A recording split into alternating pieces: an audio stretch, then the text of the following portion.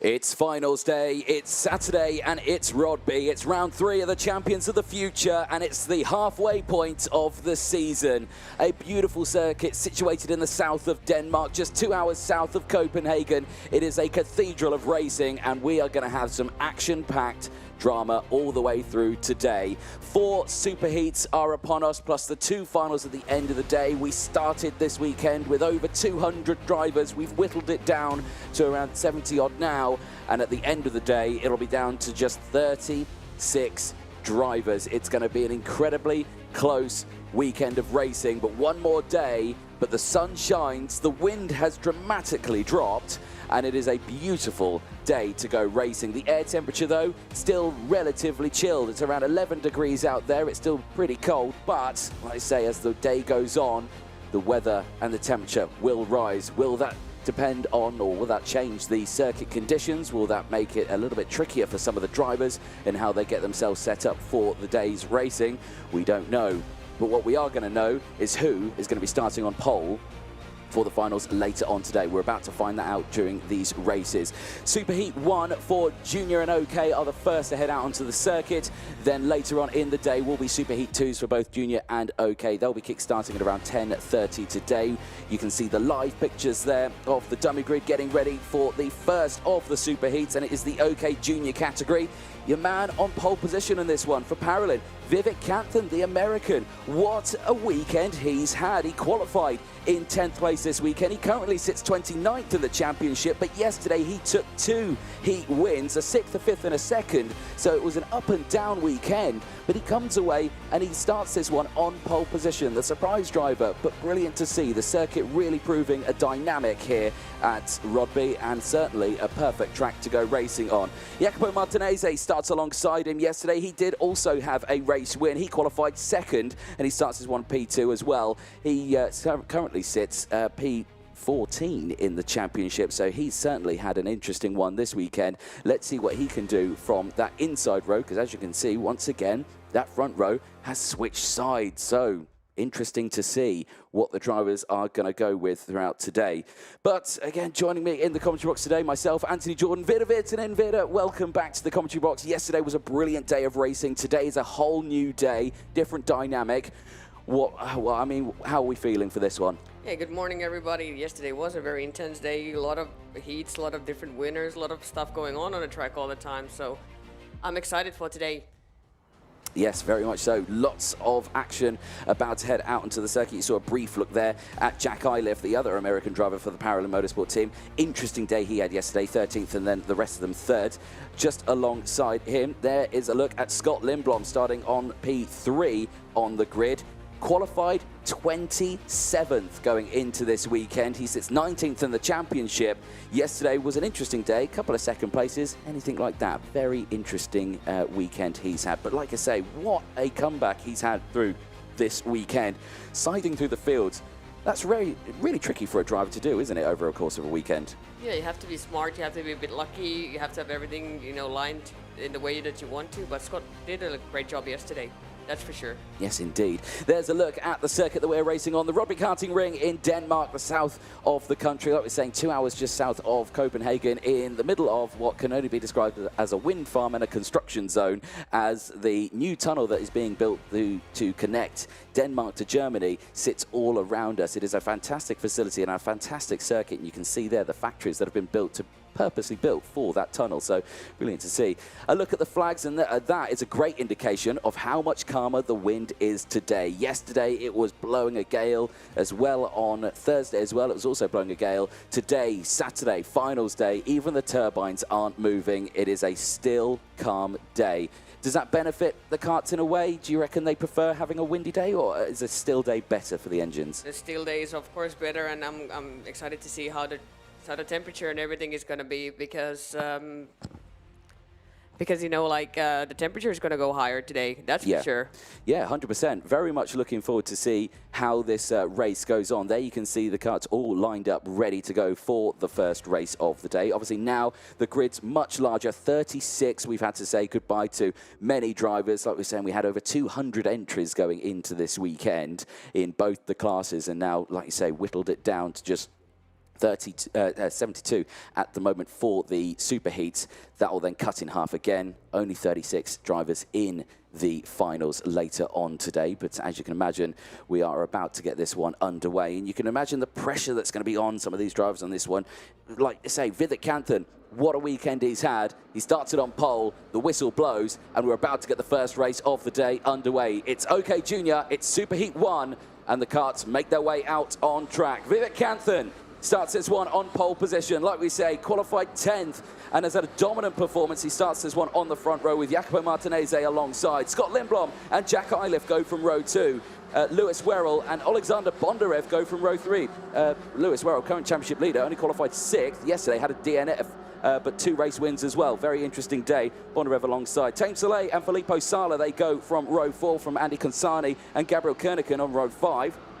Salim Hana and Elliot Kaczynski round out row 6. Roman Kamiab and Yoel Pokala go from row 7 from Tiziano Monza and Kosei Aguma. Santiago Panetta and Sasha Van Bad Bosch round out row 9 from Henry Domain and Mies Huben on row 10, running out the top 20. Kip Bolowski and Alpak Soy go from row 11 from Noah Wolf and Lev Krutilov. Thomas Kinsey and Matt Corby from Apo Timoden and Romeo Haig.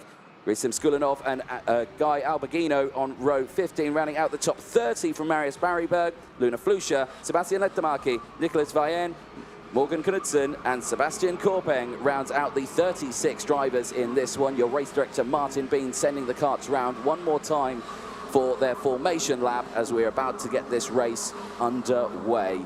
Again, this weekend, and this circuit has seriously proven to be a challenge for a lot of these drivers. We've seen drivers that we weren't expecting to see at the front. We've seen drivers that we were expecting to see at the front at the back or even retiring.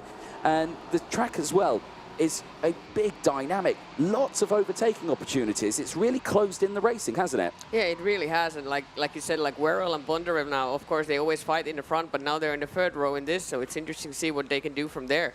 Exactly. It will be interesting. Again, the question mark was over the drivers switching sides over the course of the day at the front of the grid. They are allowed to do that. The normal first place position is actually on the inside line, but a lot of the drivers were saying that it's actually quite dusty and dirty and they don't want to use it over the course of the day. That then changed, and then drivers were staying on the same side. This morning, though, Vidit Kanthan thinking, no, I want that outside row. Let's see what happens then as we make our way out of the final corner and into the tram lines. Is it going to be green flag? First time of asking in the day. Green flag goes out. Superheats are underway and down in towards turn 1. Brilliant start from Kanthan, who holds on to the lead as he sweeps to the outside there and cuts on the inside. Great start from Eiliff as well, who's managed to get the jump on Jacopo Martinez, who's dropped down into 3rd. One of the CRGs going wide and off the track. It's the 54 and the 48 that has gone off the track. That's Alpak Soy. Yeah, and Pattori, yeah, who's also off the track. Very, very close as the rest of the grid now side their way through the chicane as they go into the heavy braking zone off turn number 5, back down the hill into the pinch point again through 6 and 7. This is where we see most of the overtakes happen and most of the incidents happen. Out of the corner they go in towards turn number 9, and again, watch out for this one. Very banked, very fast, hairpin corner as they negotiate their way around. Side by side and a change there down the inside. Nice move from Bondarev, gets it done on Eiliff. Eiliff tries to get back through as well as he can't quite do it. And now Lindblom side by side with him as they go back across the start-finish line. Very close first lap on this one, but Kanthan leads the way from Martinez and Bondarev. Interesting first lap as they keep themselves going. Yeah, Bondarev certainly was on the move straight away when the start happened, so he's determined to get on in the front in this one. He really is, isn't he? There you can see Lindblom all over the back there of Bondarev trying to get that move done. Not able to get it done. Eiliff now dropping down into P5 as through down the inside. There it goes.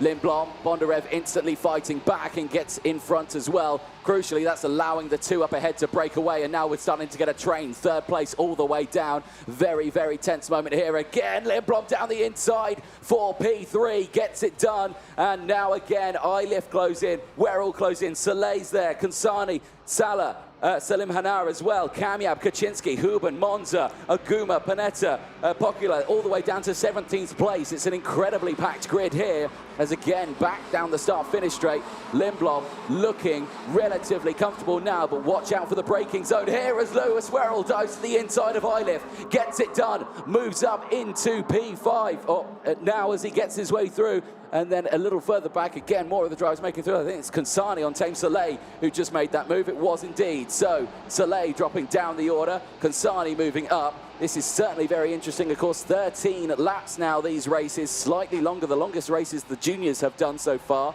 And again, that's going to be another challenge for the drivers, isn't it? Yeah, and Canton and Martinez are just saying, thank you, thank you. We're driving away now, just keep pedaling. And yeah, they have a piece now.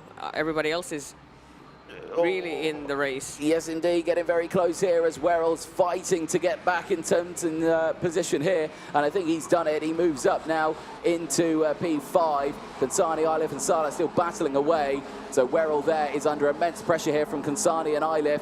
Kansani's got the move on Eilif. Jack Eilif, unfortunately, started this one in P4, now tumbling down the order in P7 as Kansani dives to the inside. Eilif follows. Werrell losing 2 positions now, and he's under pressure from Filippo Sala just behind, and Lindblom setting the fastest lap of the race is on the charge now to catch up to the back of Jacopo Martinez and Vivek Canthan, who, as you can see, have now broken away. They're clear by nearly 2 seconds as Team Soleil dives down the inside and looks for another move. Where has Lewis Werrell gone? I think he's tumbled a little bit here as he got back in front. I'm not too sure. I can't see him. He's 7th at the moment, but we can't see him in a picture now. So yeah, I can't see him in the picture. Let's see where he is when we next cross the timing beam. Oh, there he is. He is still there, so good to see. So he is still in his spot. We were looking a little further back there, and at the moment, everyone okay. Yeah, Niklas Vajen picks up the warning flag now. Yeah, 5-second penalty will go his way, and he will tumble down the order here as down the inside. Nice little move. Oh, dear. And that is a disaster. Is it Albert? I think it's Alberghino who's off the track. It is Guy Alberghino, who just made it into the Superheats after a terrible day yesterday, is out of this race, and that will end his weekend. He'll probably go no further. He won't make the final, and that will be an absolute disaster for him. There was another driver, I think, off there. There was number 45. I think it was as well. I think that's Noah Wolf, the British driver. And that is a disaster for him as well. So Wolf off the circuit and Guy Alberghino out of the race. There is Noah Wolf. He's not able to get it restarted. And weekend over. And that's actually the pit exit there. So that's happened in the final sector of the circuit. As Lindblom, again, fastest lap of the race, is easing out that lead that Canthan and Martinez have got. They've stayed the same as Sala dives down the inside of Kansani.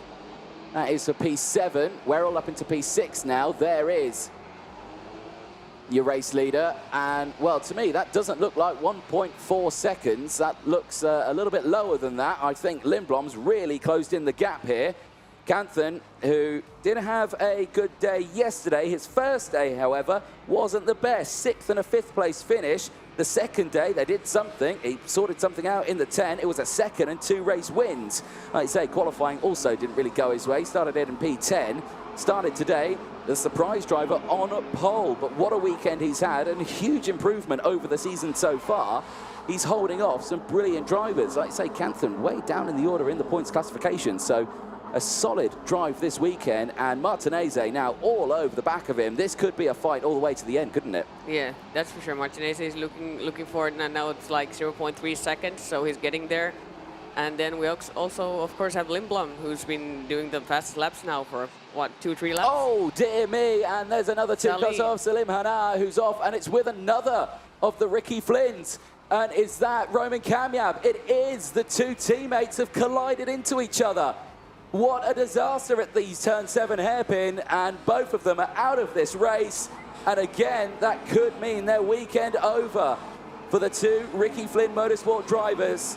And what happened there? Here's a replay, and oh dear, it was down the inside for Salim Hana, and Kamyab nowhere to go. I don't know if it was assisted into the infield there. I suspect that's going to be an interesting conversation that they're going to be having.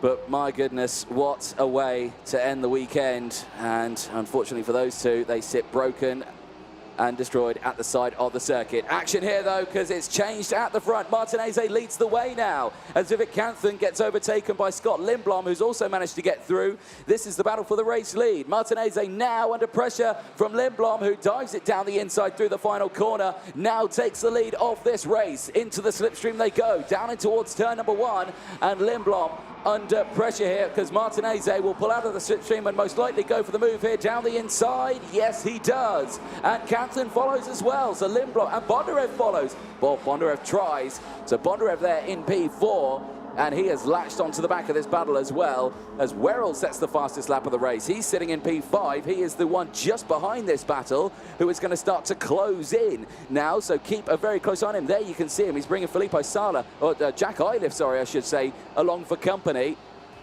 As Canton holds off Lindblom. Lindblom holds off Bondarev.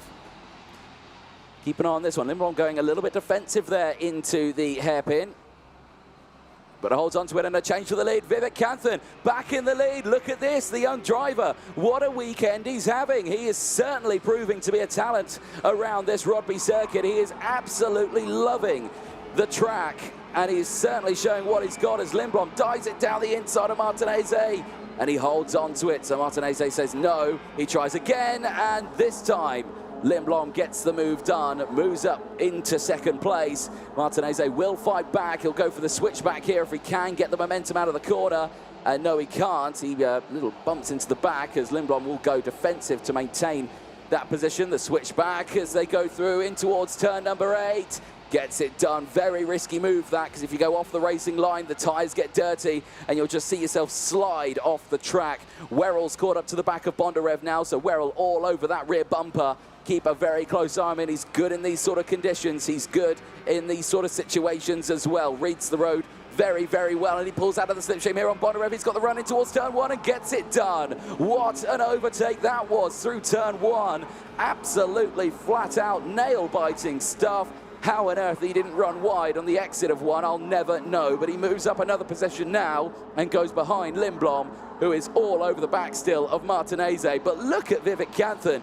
He has driven away now, despite the fact that these guys have not really been battling too hard. Canton's just got the momentum here and has driven away. This is a solid weekend for the young American driver. 0.6 of a second now separated by these two. Martinez, Lindblom and Werrell, and again another change, but watch out for the switchback. Martinez will have the drive out of the corner with the wider line, side by side. Crucially though, Lindblom crossed the line ahead of Martinez, so if they do that on the final lap, Martinez would have held the position. Lindblom back down the inside, Werrell again just sitting there, assessing the situation, but he's got to be careful as Iliff goes side by side with Bondarev. Bondarev holds off the position. But the battle you're watching here for P2, as again Domain now sets the fastest lap of the race as Martinez down the inside of Lindblom. There goes through Werrell, and Werrell instantly communicating with Lindblom, with Martinez, sorry, to say go, go, go. Don't start defending. Let's break away. Look, you can see him there, frustrated already, because Martinez is just parking that car in the middle of the track. There's still a couple of laps to go, and the concertina effect is closing in. Look at them bumping into each other here as they all try to find a piece of track. Werrell's had enough. He pulls out of the slipstream. Martinez defends, and down the inside goes Bondarev, and he nearly collides with Martinez, as now this is a huge battle for second place. Filippo Sala's now caught into it. Sala at the back of it. He's going to go 2 for 1, and he's tried to get it done, but no, he can't do it. He goes side by side with Iliff as we go on to the final lap. Canton and Werrell lead the way at the moment. They are first and second. Actually, where's Lindblom? He's dropped down a little bit there. So Canton's just driven away. Lewis Werrell's up into second place now, behind, in front of Bondarev. Now back down the inside goes Lindblom. He's trying to try and get the move there, but it's an absolute freight train of carts, all trying to find one piece of track. It's just not going to work out. Canton's got first. Werrell's got second. Who's going to get third place? Martinez and Bondarev side by side. Bondi dives down the inside, and he gets the position. He had a tough day yesterday, but the race leader crosses the line. Vivek Canton, the American. Werrell's going to take second, but the battle for third across the line, it will be Alexander Bondarev, who takes third place in the Superheat 1. What a race that was, and you can see the dynamic of the circuit playing into these drivers' hands here.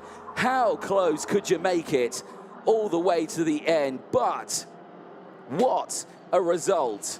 Vivek Canton, at the end of his first race of the day, wins his first Superheat of 2023. What a drive from the young American. He goes into the final later on, looking very comfortable. Let's see how he does there. From Lewis Werrell, coming through the field there, started this one P5. A DNF yesterday after a chain broke on the kart. He finishes P2 after 2 race wins yesterday as well. Back on fine form today. The junior final on track at 5:30 today. One more Superheat to go for the juniors.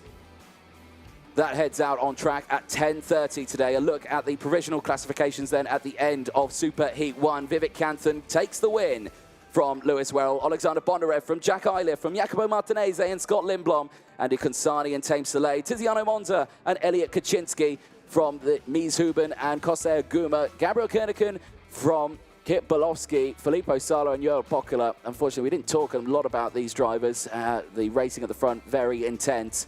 From Domain, who finishes in P17, Santino Panetta and Grayson Skulinov finishing in P19 after gaining 10 places from Sascha van Bad Bosch. Nicholas Vayen finishing in 21st, 13 places gained from Robio Haag, finishing in 23rd.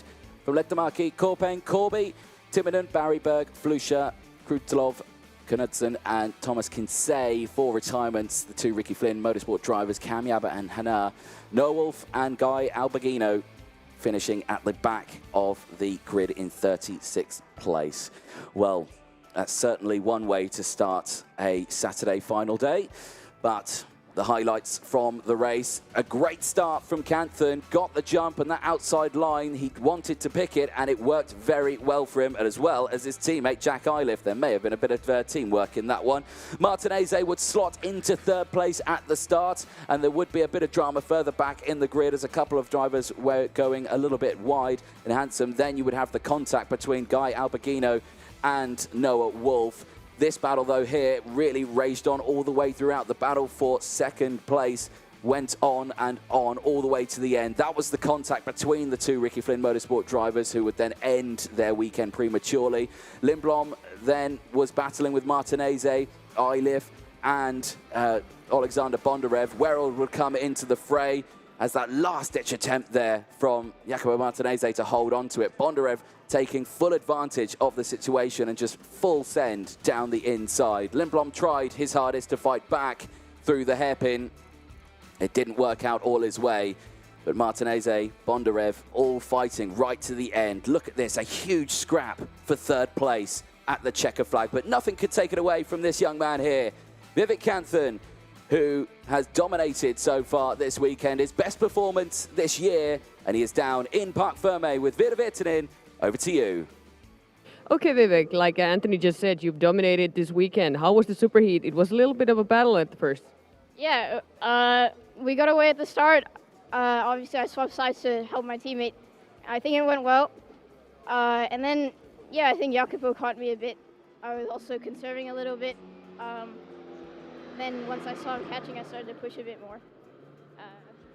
But yeah, the fight was good. Okay, and I'm certain to say, nearly certain to say that you have the pole for the final this afternoon. How is that for you? What is the plan to do there? Just do your own thing again and drive away from the group, or? Yeah, it depends on the people behind me. I might decide to swap sides. We'll see, though. Yeah, obviously the plan is to drive away. I need to get a good start, and then we'll see after that. So are you going to still switch the side on the front, or are you going to take the inside for the final? Like I said, it depends on who's behind me. Okay, good luck. Thank you. Thank you very much, Vera. Yes, as you can see there, Vivek Canthan, very emotional there at the end. Obviously, his best performance so far this season and really proving he is a talent to be watched out on circuit. He'll go back to the team and he will look at what happens later on today. We move on now to Superheat 1. It's the senior category, the OK group. Alex Powell in this one starts it on pole position. And again, from that view there, he has switched sides. He is also going for the outside line going in towards turn number 1, so preferring it yesterday. And was a really good day. In fact, the whole weekend's been a really good day. 4 race wins and a second. He qualified 4th. He sits 2nd in the championship, but after the Superheats today, that will all change as he will move up the order. But Superheat 1 for OK is about to get underway, and Alex Powell and Arthur Poulain go from row 1. The driver who put it on pole position yesterday had 2 heat wins, but he sits 8th in the championship. He's got a challenge ahead of him today. McLaughlin and Eichmanns, who go from row 2, also a very interesting day. Both of them very low down in the championship standings, 14th and 20th. They start on the second row. Nikia Nakamura-Berta and David Volter, your pole sitter or your current championship leader, had a very tough day yesterday. Finished 21st in his second heat, but David Volter, who qualified 24th, sits on the third row. What a weekend. Lucas Amelisto and Kirill Kutskov, they go from row 4, from Anatoly Kovalkin and Jan Prostrovsky on row 5. Jules Caranta and René Lammers go from row 6. Juan Puchu and Luigi Coluccio go from row 7, from Senna van Wolstein and Matteo Kulnagi on row 8. Lovaway Sam Budler and Shimo Zhang from Gazi Motlaka and Nacho Tunyon.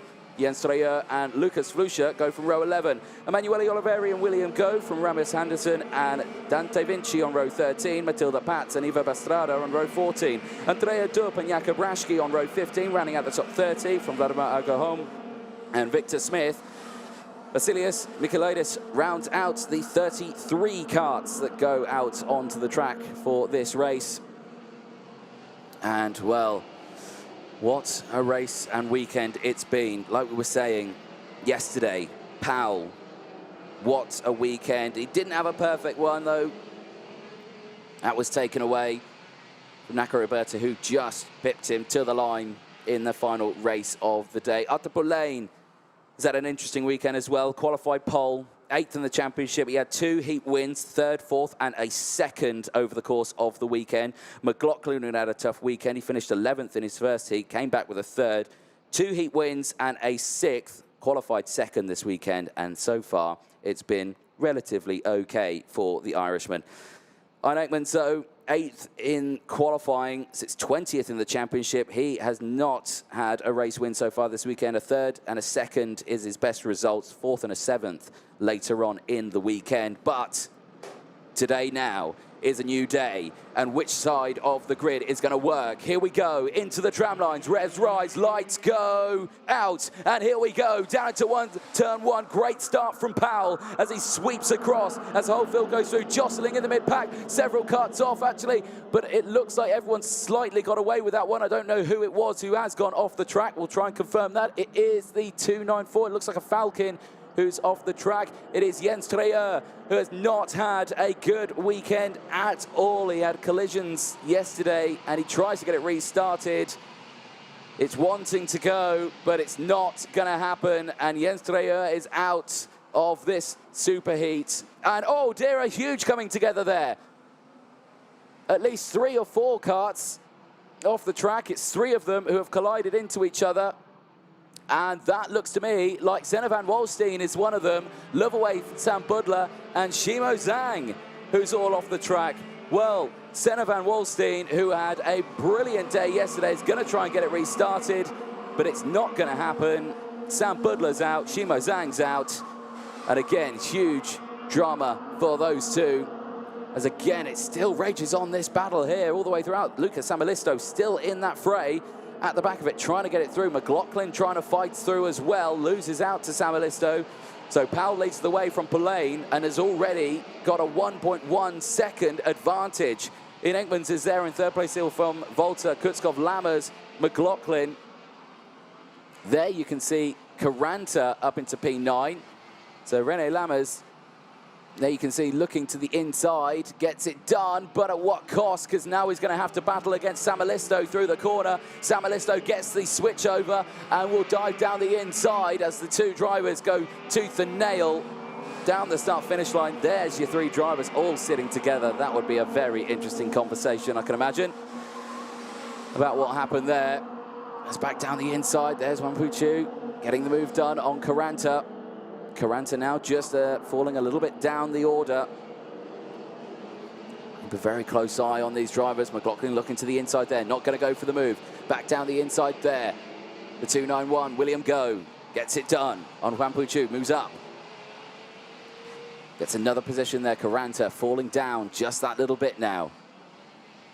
He has to sit back, focus, and see what is going on with the situation up ahead. There though, Kirill Kutskov.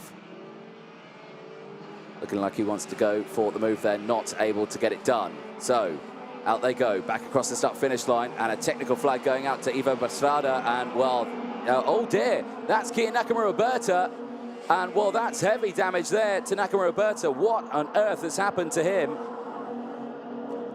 That will be his race over. He has tumbled down the order. He is all the way back in 29th place. I didn't even spot that. The driver who started on the 3rd row in P5, his car absolutely destroyed. Despite that, he sets the fastest lap of the race. I suspect, though, he won't be lasting for much longer out there. The NASA panel not in the position it needs to be. But Pau still leads. 1.1 seconds clear from Attapulain. It's back with Caranta, currently fighting with Anderson. William go there as well as they go side by side. There's your race leader, Alex Pau. There's Pulain. There's Eichmanns. 1, 2, 3. All relatively spread out here. No real close battling between the top 3. And off the track, that's Matilda Pats, the 224 off the circuit for DPK. Been an up and down weekend for Matilda. And unfortunately, in this Superheat, now sits broken at the side of the circuit. There is David Volta. And he is having an interesting race as well, sitting in P4. He's got Samalisto now behind him, who has closed in on this battle. This is the battle for P4. Here's a replay of the start. Initial good getaway then from Pau. Jens Traor, though, who had the issue, and oh yeah, you can see just a spin in the middle. That's a scary place to spin. Very, very lucky from the rest of the field to avoid any contact. But round he went. He tried to get it restarted, and it just wouldn't go.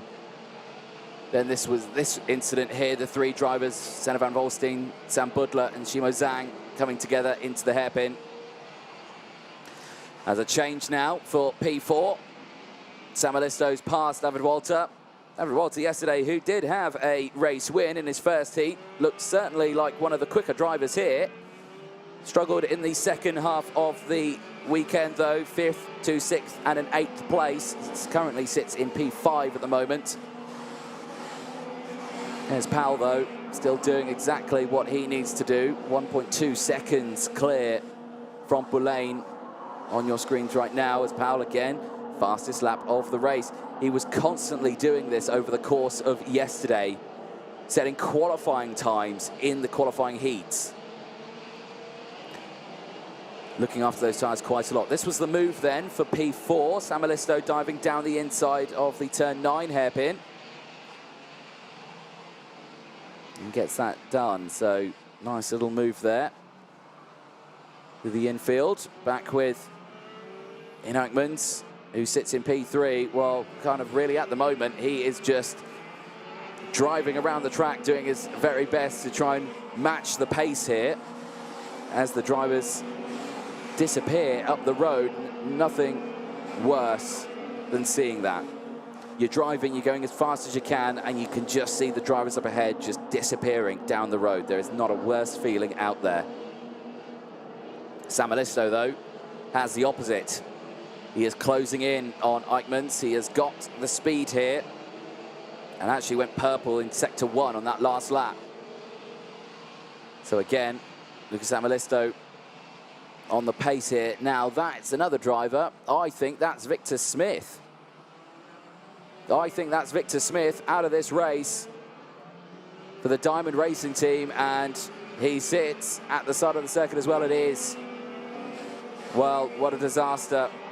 His first push into the senior category this weekend, and it has been a baptism of fire as he sits now again at the side of the circuit. He is out of the Superheat now as Wanpu Chu sets the fastest lap of the race, currently in 9th place.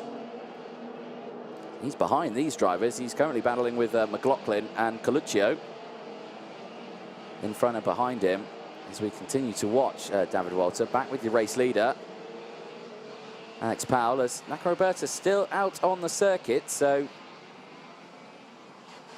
Not sure how the front of his kart looks, but he is still deemed okay to be out on circuit, which is very lucky for him, so he gets away with that. But Pal here, what a lesson in how to drive a new circuit. Absolutely dominant performance all weekend. Only had to concede in one race with second. Didn't qualify to it, qualified P4 overall. So wasn't the quickest in qualifying, but certainly proved he was quickest in the qualifying heats. Has had perfect starts all the way throughout the weekend. Only lost out to Roberta in one race.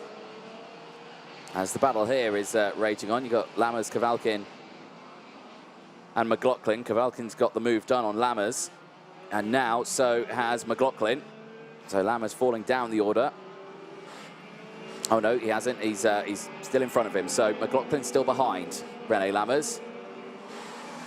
Lammers still there in P6. Kavalkin's now dropped back. That's what we saw. And they are closing in on David Walter for the time being. Arthur Lane now with the fastest lap of the race, 49.9. Dipping below the 50 seconds. He's the only driver to do that so far in this race. And that is a very quick time. So Polaine now is starting to close the gap. There's 6 laps to go, and the gap is less than a second. We'll keep an eye on it. It's still not close yet, but there could be a battle there for the race lead in a few laps. Here, though, Lammers still defending from McLaughlin. As they go back across the start-finish line, it's still Powell that leads from Polaine, Eichmann, Samalisto, Volta, Lammers, McLaughlin, Kavalkin, Wampu Chu, Kryl Kutskov, Luigi Coluccio, Przowski. Then it's William Go, who's up 11 places so far in this race. Same as Jakub Rashki. Here's a replay, and yeah, you can see the big heavy damage there to Kia Roberta, who still goes on. It's lucky that the NAS panel hasn't pushed itself right up to the steering wheel, because there is nothing worse than when you try to turn the wheel and you can feel your knuckles rub on the NASA panel. They're very lucky that that's not happened. There's Lammers, though, with Kavalkin. Kavalkin still looking very strong here. McLaughlin's kind of broken away from them now as Kutskov dives down the inside. Gets that one done on Rene Lammers. So Lammers now down into P10. So Lammers struggling now in the final stages of this race. And then you can still see Wampuchu all over the back there of Kavalkin. Kavalkin still looking strong here. Relatively decent day. Powell still dominant in his performance. Here's a replay of McLaughlin and Rene Lammers. Down the inside here, this is through turns 4. That was how McLaughlin got the move done. Nicely timed down the inside. So, at the end of the Superheats, the current intermediate classifications then, Powell leads it still, 319 points from Polaine, Eichmann, McLaughlin, Volta, Samalisto, Roberta and Kavalkin. The top 8. And still, Wampuchu tries to find a way past Kavalkin. He's not found an opportunity yet. He's got to be careful because Kutskov has closed in behind. So Kryl Kutskov wanted to close in as Eichmann's under pressure here from Samalisto. Samalisto down the inside and off the track as Eichmann fights back. And that was the first opportunity there for Samalisto, who has slowly reeled in Eichmann's. The battle for third is now on with only a couple of laps to go in this race. Eichmann's big look over the shoulder there just to see where Samalisto is. He's not close enough this time. He's got a bit of work to do. The gap for the race lead has come down again. It's 0.7 of a second, but still Powell leads the way from Polaine. Eyes on this one, Eichmann's and Samalisto. Samalisto's had a brilliant race in this one. He started P7, has moved up into P4, and is battling for third place as they side through the sea of broken karts at the side of the circuit. The drivers can only watch on as this race nears its conclusion. Powell and Polaine, no drama between the two of them. The gap's opened up again. They stay first and second. Eichmann still here in third from Samalisto, Volta, McLaughlin, Kavalkin, Kutskov, Lammers and Chu, the top 10 as we go on to the final lap now. Samalisto tried it a couple of laps ago. He's not managed to get it done this time. There's your race leader. Powell, who has just been uncontested this weekend. A solid drive as he cruises it back. Polaine still there, who has closed the gap in once more, but I think Powell is just eking it back now, just to get to the checkered flag. What a weekend these two have had, and we will see them out later on in the final. Stay tuned for the OK Senior Final. That goes out on track at 1:10. But Alex Powell, across the start-finish line, wins his Superheat 1. And once again, another dominant performance from Alex Powell. After 16 laps of racing, will make his way back into Parc Ferme. A solid drive, a solid performance, and he will celebrate with the team as they get ready for their final later on today. Otto Polaine finishes in second from Ian Eichmann's. Lucas Samalisto unable to make another attempt for third, finishes in P4 from David Volta. McLaughlin finishes in P6 from Rene Lammers.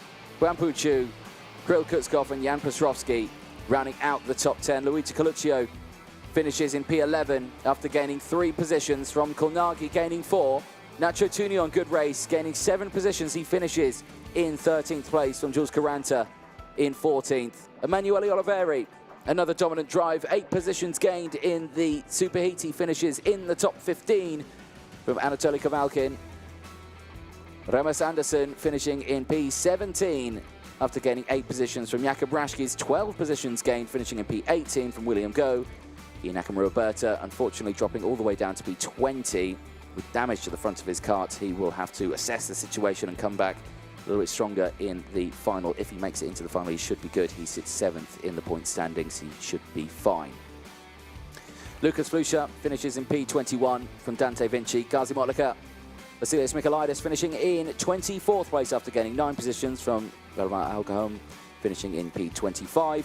Andrea Dupe rounds out the 26 finishers out on circuit after gaining 3 positions. The retirements: Victor Smith, Eva Brastada, Matilda Patz, Zena van Rolstein, Liverway Budler, Simo Zhang, and Jens Treyer rounding out the 33 kart grid on circuit.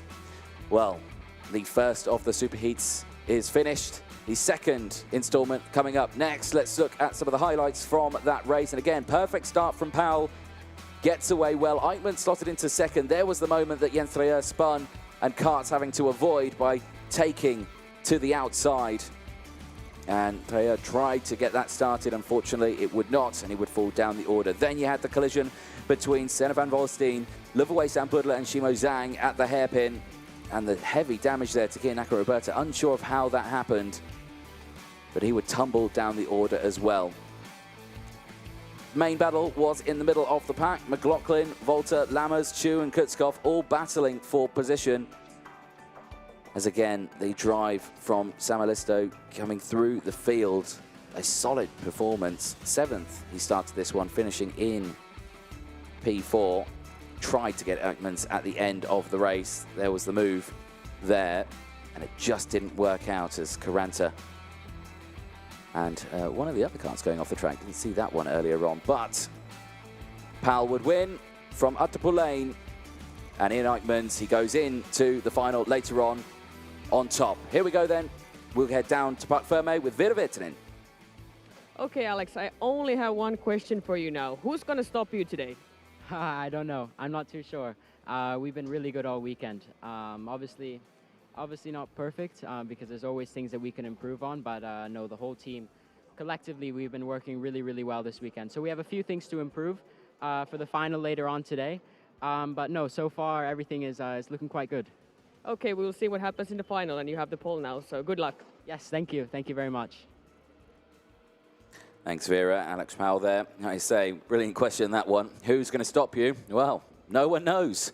We'll find out later on if anyone can. But we move our attention now to the second of the Superheats. It's back with the juniors. And starting on the front row for this one, UK's Zach Drummond, who put it on pole position yesterday. As we have a look at the schedule for the next race, you can see Superheat 2 for OK coming up at 10:50. Then the finals, 12:30 and 1:10. So make sure you set your alarms so you do not miss those. They will be very, very exciting as we round out the midway point of the championship in 2023 for Champions of the Future. As the wind has gently picked up now, the turbine's starting to move. But yes, Drummond on this one, starting on pole position, and by the looks of that one, he has also decided to switch sides. He is going to go for the outside row. He starts this one alongside Alfie Slater, qualified at 8th, sits 8th in the championship. Yesterday was an up and down day. 4th place in a race win on day 1. Day 2, 4th, 12th, but ended the day on top spot, finishing on that race win. Drummond with 2 race wins and a 7th yesterday, day 1, a 7th and a 2nd. So again, up and down weekend. Drivers bungee jumping really in the results across the day. The second row though is very interesting. Mateus Orjuela, qualified 4th, sits 24th in the championship, had a 9th, 3 third places and a 2nd yesterday, but he starts this one 3rd on the inside row going into turn 1.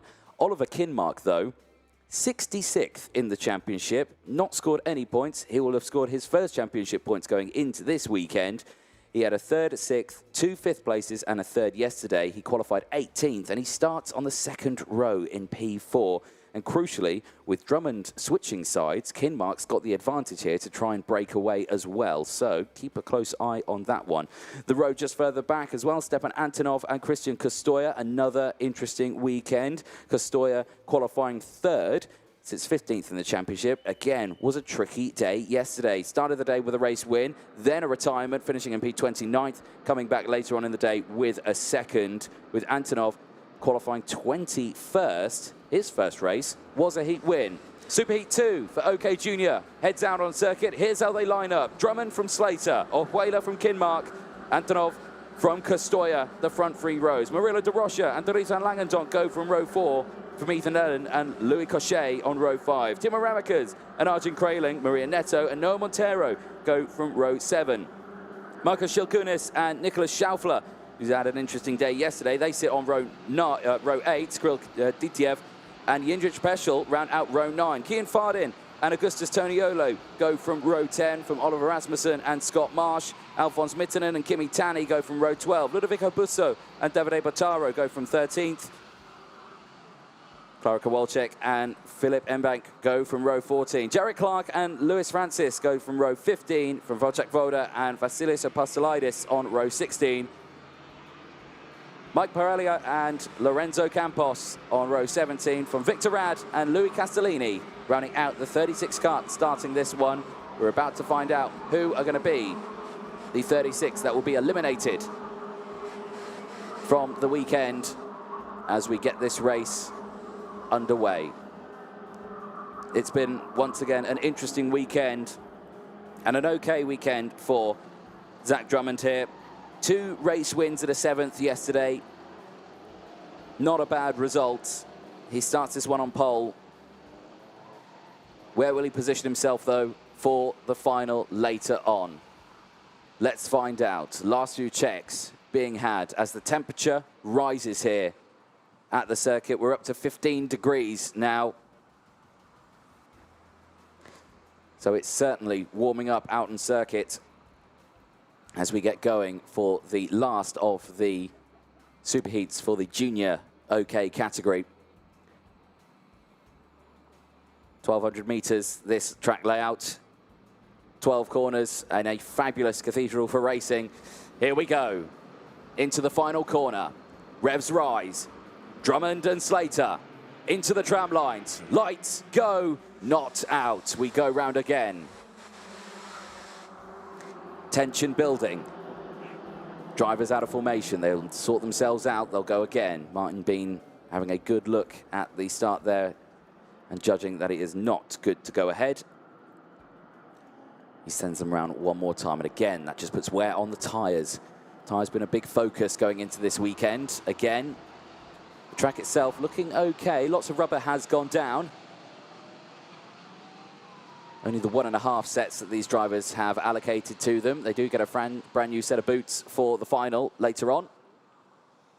But right now, they are running on very old tyres that have completed qualifying, 5 heats, and now they have to do a superheat. Here we go then, as they make their way back into the final sector. They've gone past the red line. There's no overtaking allowed beyond this point. And again, we're just not in formation. Very spread out. The driver's going to have to really slow it down here to get the back of the grid formed up. Looks good at the front. Let's see. Tram lines, lights, go, out. Here we go into turn 1. Great start from Drummond, but close there by Slater, who just pipped second place and holds on to it. One of the carts going slightly wide. It looks like a Kart Republic cart that's going down to the back of the grid, but they all keep going as they go through the pinch point of turn number 2. Another cart getting squeezed out wide there. Looks like one of the Tony karts or one of the Ward Racing karts, actually, who's come back onto the track now. Is down the inside there. Slater getting squeezed out there by Orjuela. Orjuela, who sends it down the inside through turn number 5 as they dip down now in towards turn number 7. A very fast corner. Everyone gets through it cleanly as they now negotiate their way back in towards turn number 9. Very, very tight, twisty, but very fast as well. The banking assisting with the drivers there. And it's actually the cost. It's Oliver Kinmark who's up into second place by the looks of it. So Kinmark looks like he's done it. And there's the number 6. That's Markus Schilkunis off the track. Schilkunis, his race for the Komoto team is over. And hopefully he is all right. Hopefully it's just a breakdown and not an incident on circuit. But side by side here, very, very close as Costa and Costoya and Orjuela battle their way through. Orjuela not managing to get the move done here. Looks to the inside though. Almost gets contact between the two of them. De Rocha's just behind as well. Keep an eye on Antonov, who's the dive here from De Rocha on Orjuela. Gets it done and contact, and Orjuela off the track. Orjuela rejoins, but now the tyres are dirty. He'll have to go slowly through these next couple of corners to clean the tyres off. And there you can see him working the steering wheel to get the traction he needs back.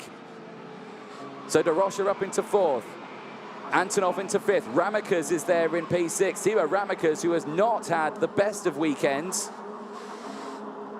With a couple of retirements, Ramekers sits in P6 here as he fights his way back. Drummond leads, though, by 2.1 seconds from Costoya and Kinmark. There's Kinmark now in 3rd place. Costoya's got the move done. Costoya now on the charge for his fellow Paralympic Motorsport teammate, Zach Drummond, who is still 2 seconds further up the road. Keep an eye on this battle as down the inside there goes Stepan Antonov. Antonov on De Rocha, and De Rocha falls down the order. He will have to fight back. He's got the slipstream here, as you can see. Antonov just pushes that kart forward as much as he can. Latches onto the back of Kinmark. There's still a bit of a gap between the two of them. Ramekers is in prime location here. He's just behind them, as well as Teresa Langendonk. As again, Kinmark just pulls out of the slipstream there, looks to the inside, as Ramekers has got the fastest lap of the race. He is closing in on these 4 drivers. Antonov with a bit of a clip of the curb there, gets unsettled going into the braking zone of turn 7. Comes down into turn 9 now. Very, very tight hairpin, but again, very fast. Absolutely line astern here, and Kinmark looks for the move here. He's going to be under pressure now. Antonov is going to have the run, and he gets through. Antonov goes through. De Rocha, I think, also goes through. And it's still so close, and now Ramekers goes through. So Kinmark's tumbled down the order. There through goes Van Langendonk as De Rocha gets squeezed by Ramekers. And Van Langendonk tries to get the move done, loses it again as he goes side by side with Kinmark and holds on to the position. So Van Langendonk now up into 6th place. Eyes further up though, as Kinmark still tries to find that way past, can't quite do it. He's got to be careful because Slater's now come back into the battle. Slater, who started on the front row, has tumbled down into P8. There he is on your screen. Orjuela's just behind him. So Mateus Orjuela, who got squeezed onto the grass in the early stages, now is on the charge back. So Drummond leads from Kostoya. Ramakers. Oh, so Antonov, then Ramakers. De Roche is still there from Van Langendonk, Kinmark, Slater, Orjuela, Toniolo, Fardin, up into P11, great running. Schaufler in 12th from Scott Marsh, Louis Cachet. Jendrich Pessel running out the top 15. Still very close here. Antonov starting to break away from Kostoya, from Ramakers. Kostoya starting to close in on Drummond. That gap down to 1.7 seconds. He's taken 3/10 out of him. Keep an eye on that one as Ramakers all over the back here of Antonov. He has closed that gap. And he is starting to put a dent here in the back of Antonov, and he goes for the move in towards turn number 3. Great running there from Ramakers, taking full advantage of the situation and just sending it down the inside. Van Langendonk with the fastest lap of the race is just behind this one. But Ramakers looking much stronger now in this superheat. This is exactly what he needs. He doesn't sit anywhere in the top 8. His final will be tough for Ramakers, but will he find a way through like he's doing now? Up into P3, as he now latches onto the back of Kostoya as he tries to close that gap. De Roche is still there. Van Langendonk battling, gets through, moves up, past into P5, and De Roche will have the slipstream here. As they go down in towards turn number 1, he stays behind, can't go for the move, and doesn't go for the move through in towards turn 3. And there is Shilkunis, who didn't even take the start of this race. He went out on the formation lap. So that's what happened to him. It was a breakdown. He just didn't even get going for Marco Shilkunis. What a disaster. Augustus Toniolo now with the fastest lap of the race. He currently sits in P10. He's up 10 positions. So Augustus Toniolo on a charge here in this superheat. Keep an eye on him. In Brazilian for the Kart Republic team is off the track. That is suboptimal. You certainly don't want to see that.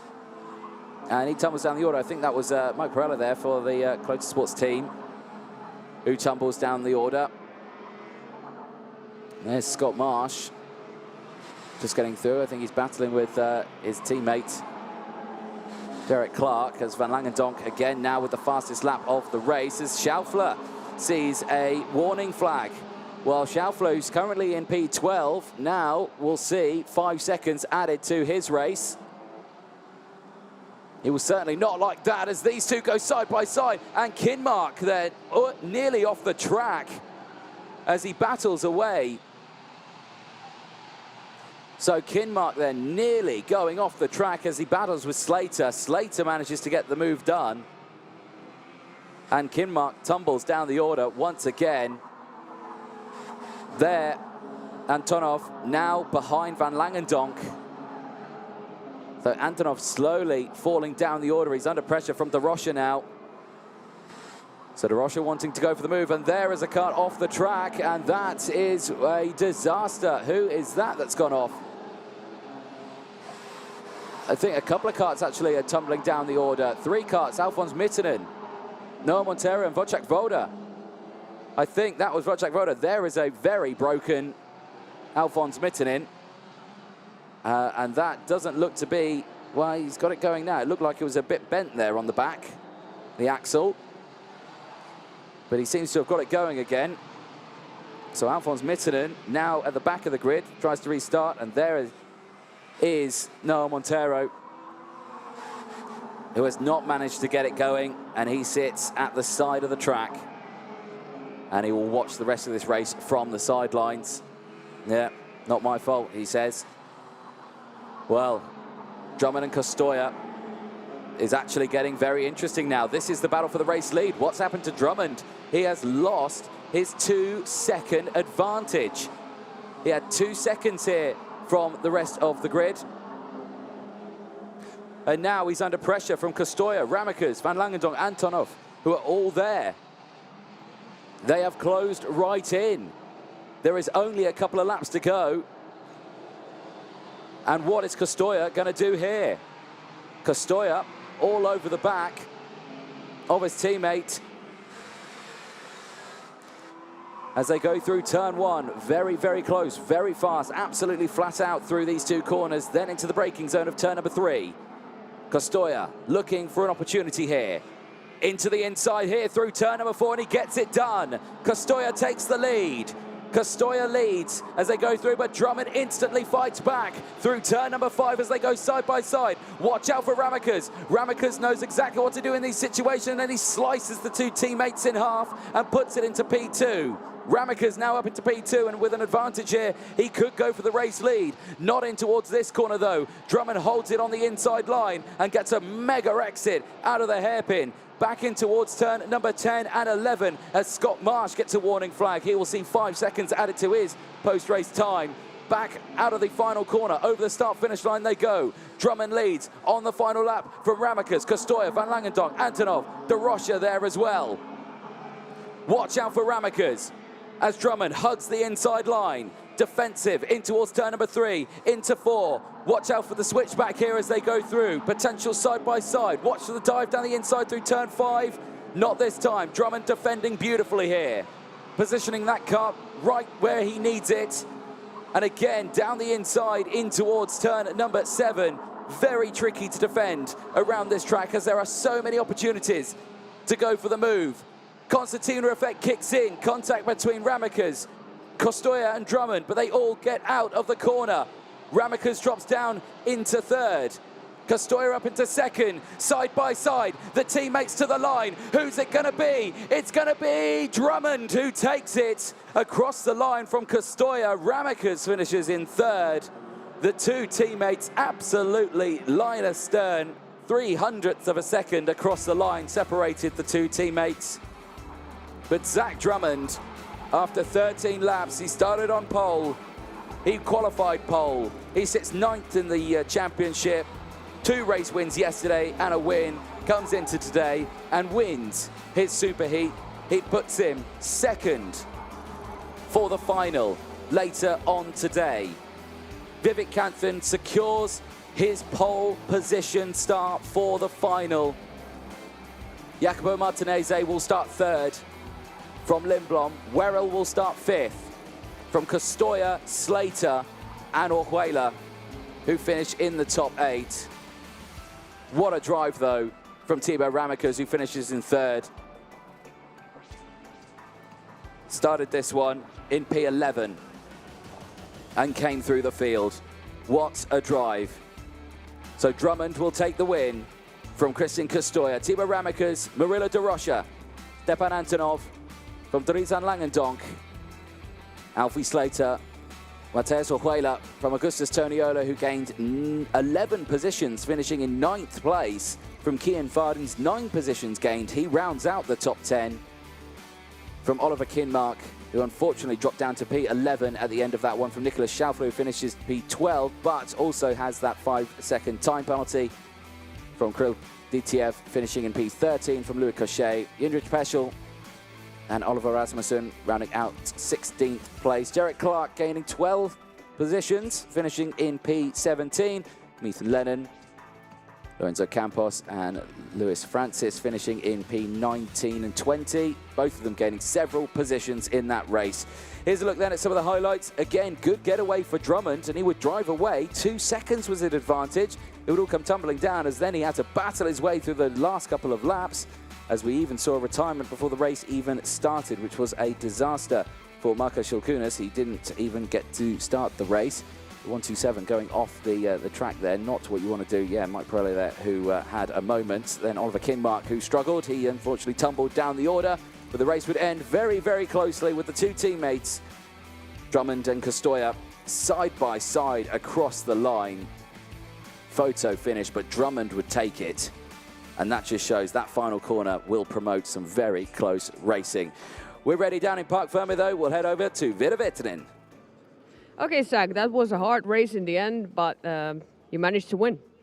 Yeah, it was a really hard race. I led from the first lap. Yeah, people kept on crashing behind, and then they brought the dust onto the track, which then gave my tyres a lot less grip because I'm taking up all the dirt.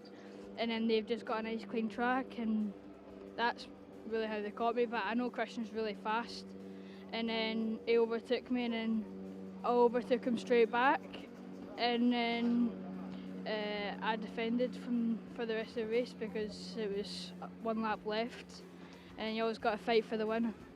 Okay, so what do you have to do in the final to beat your teammate? Vivek has been a really, really tough and a hard competitor this weekend. Yeah, I mean, he's really, really fast. Hopefully I can beat him. I don't know if I can. He's really fast, but I'll try my hardest to try and beat him. But yeah, hopefully we can get a P1 this weekend. All right, good luck for the final. You start number 2. Yeah, thank you. Thank you, Vera, there. And Zach Drummond coming out with the finest driver's excuse, I'm sure, what page that is in the driver's excuse book. But yes, a brilliant result for him, though, still. He finishes that one P1, and a great result at the end of his Superheats. He will start it in P2 later on today. The final of the Superheats is about to get underway. Superheat 2 for the OK category. There you can see them all lined up, ready to go. Gabriel Gomez starting this one on pole position. And again, they have switched sides. Gomez going for the outside line in towards turn 1. Turney being put in the inside row. Gomez yesterday, or the other day, qualified 7th overall. And this weekend has been a case of either being first or second. With the first day of racing, he had a second and a win. Yesterday, 2 seconds and a race win at the end of the day. He starts this one on pole position with Turney alongside, who himself qualified 5th. His best qualifying result so far this season. Joe Turney has not lost a final in this season in Champions of the Future, but his qualifyings have not been on point. He sits 6th in the championship standings after not even gaining any points in the qualifying heats at Trinec. And this weekend, we'll see what he can do here. The crowd's lining themselves up and getting ready. As you can see, lots of people waiting at the sidelines. The banking is full of people ready to watch this final. Or Superheat, sorry, I should say. The final coming up later on today. But that inside row has certainly worked out in some drivers' favour. I mean, they all swapped in the early part of the day yesterday due to it being dusty and not on point. Now, though, as we've had several races, you can imagine that the inside line's actually probably the more favourable going in towards turn 1, as you still have that momentum. But nevertheless, Gomez decides to switch. He will have Matheus Morgato behind him.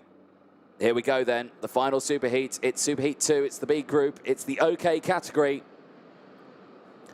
And Gabriel Gomez and Joe Turney start this one on the front row. Thomas Strauven and Matheus Morgato go from row 2, both of them not the greatest qualifying, 6th and 13th respectively.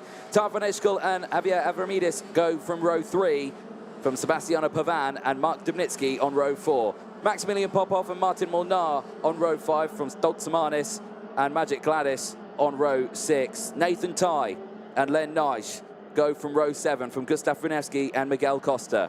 Joel Bergström and Enna Frey, Keanu Blum and Marty Rittinen. Guillaume Buzard and Emilio Kavisto. Jakob Kamenek and Alvar Simesvara. Marcus Sater, Leo Nielsen, Francisco Macedo and Silas Tavai Gibson round out the top 14 rows. Adrian Benito and Zoe Florescu round out the top 30. From Casper Henriksen, Ryan Vincent and Nico Lalonate rounding out the 33 karts in this race. 16 laps ahead of us for the final superheat of the weekend. 2 more races to go after this one, and they are the finals. After the lunch break, of course. But today, we will find out. Pal, I think, has done everything he needs to do to start on pole position. The question is, who will start alongside him? Could it be Gomez? Could it be Turney? Let's find out as drivers get themselves prepared and ready to go.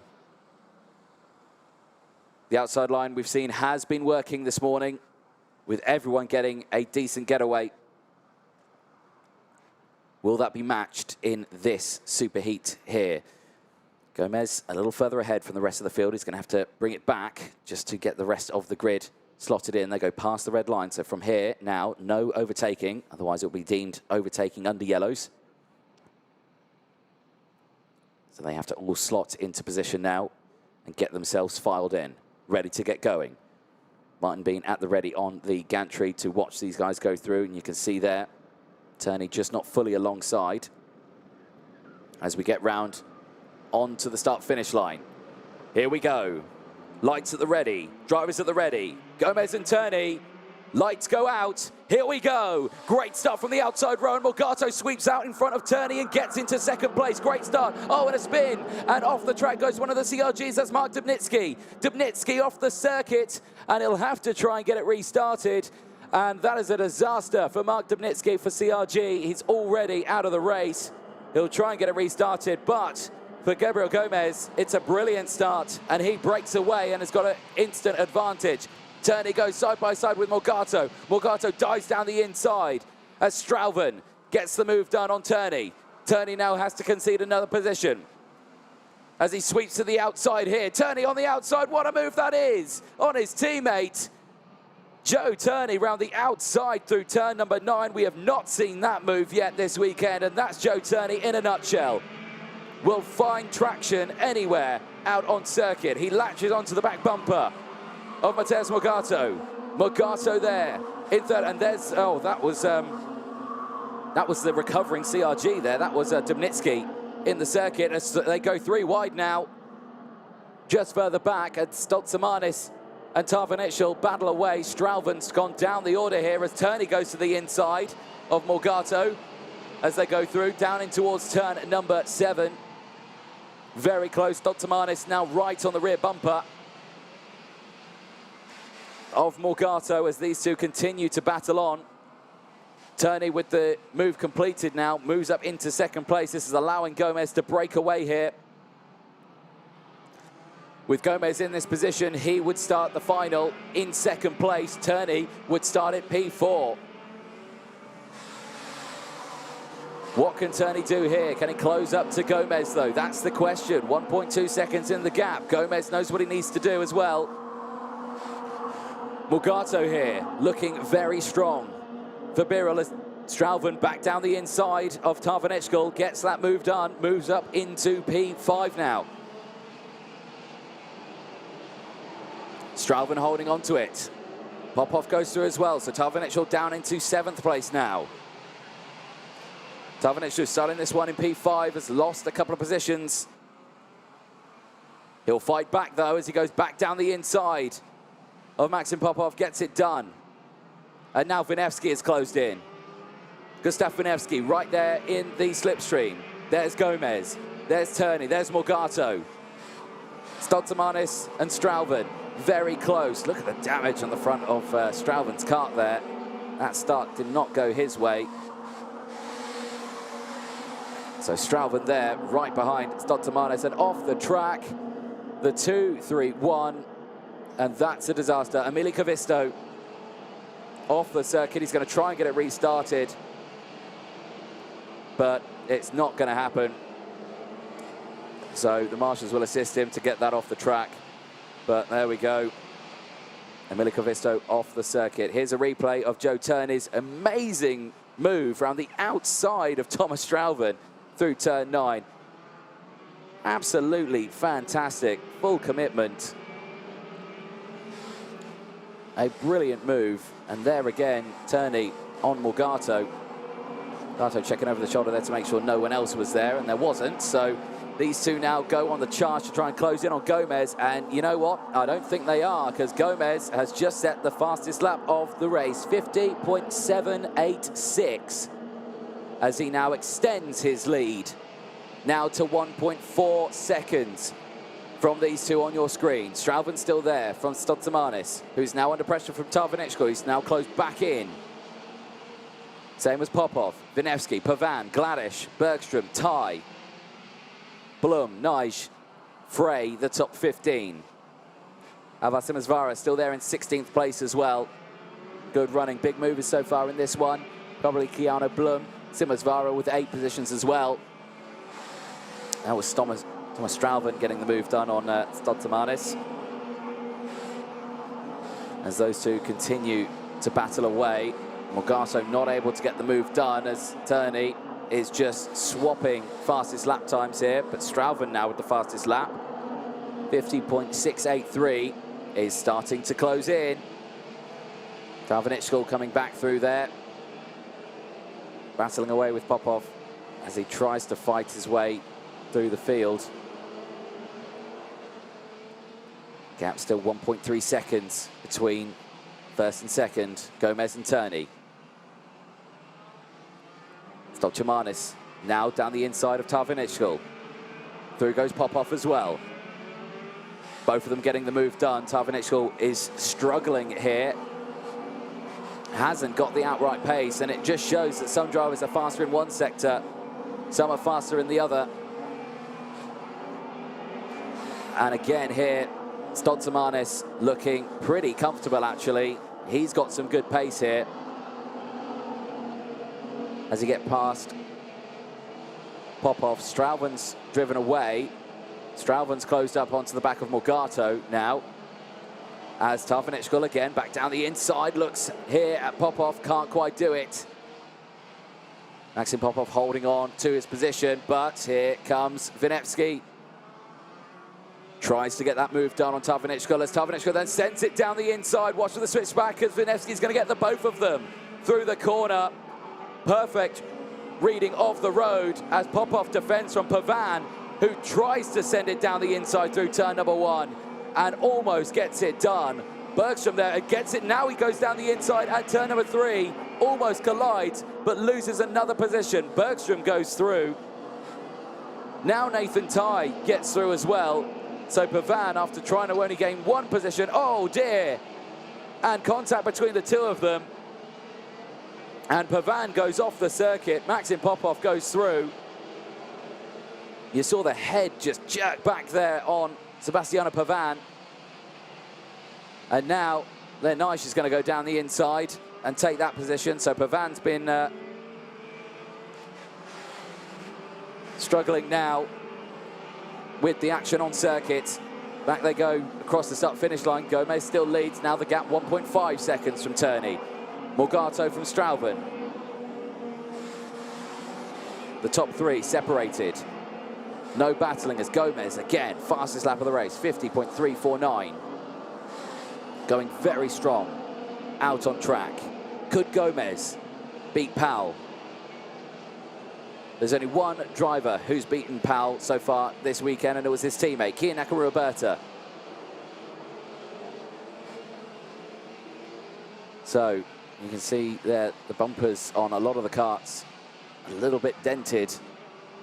A lot of dented front nose cones. Here's a replay of the move there between Stralven, and look at the ins. Look at those bumpers. Look, so dented in. But that's the start of the races that does that. The concertina effect, as everyone just bumps as they try to get themselves going. But heavy damage to the front of those karts. Question mark will loom over the karts as they come back into scrutineering whether or not they have got a nose cone penalty. Remember, if their nose cone does drop, they will see a 5-second time penalty. That is Maximilian Popov off the track. The Chaos Sport driver who's tumbled down the order. Maximilian Popov in the 2-1-4 is out of this race.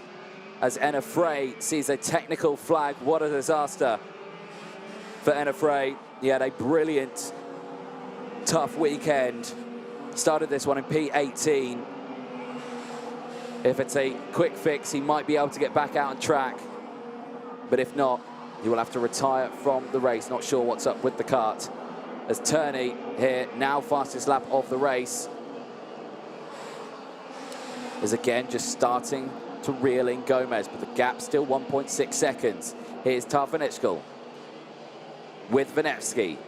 Goes through in towards turn 7, gets it done.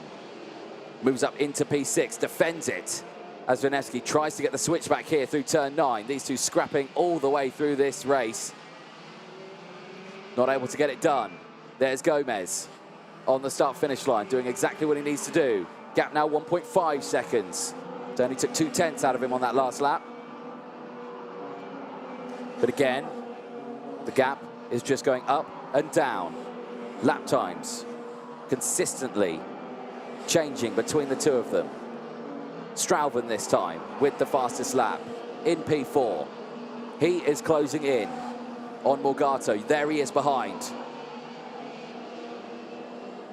He is closing in. Strauven, who started this one on the second row in P3,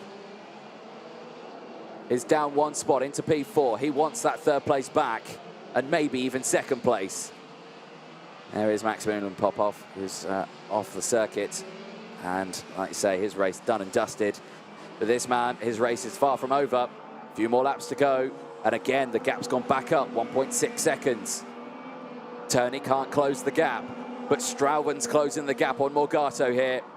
The battle for third is about to kick off with only a few more laps to go.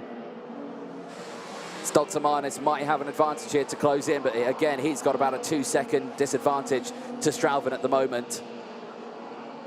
But if these two start scrapping here, Morgato and Strauven, that gap will close very quickly here. Morgato has just, again, been maintaining his pace. He's had a pretty decent weekend. It wasn't good in qualifying, and there is Sebastiano Pavan off the circuit. He is also out of this race.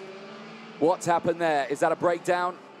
I'm just trying to find his car out on circuit, and I can't see it, as another technical flag is going out to Enna Frey, who has not come back into the pit lane just yet. And there,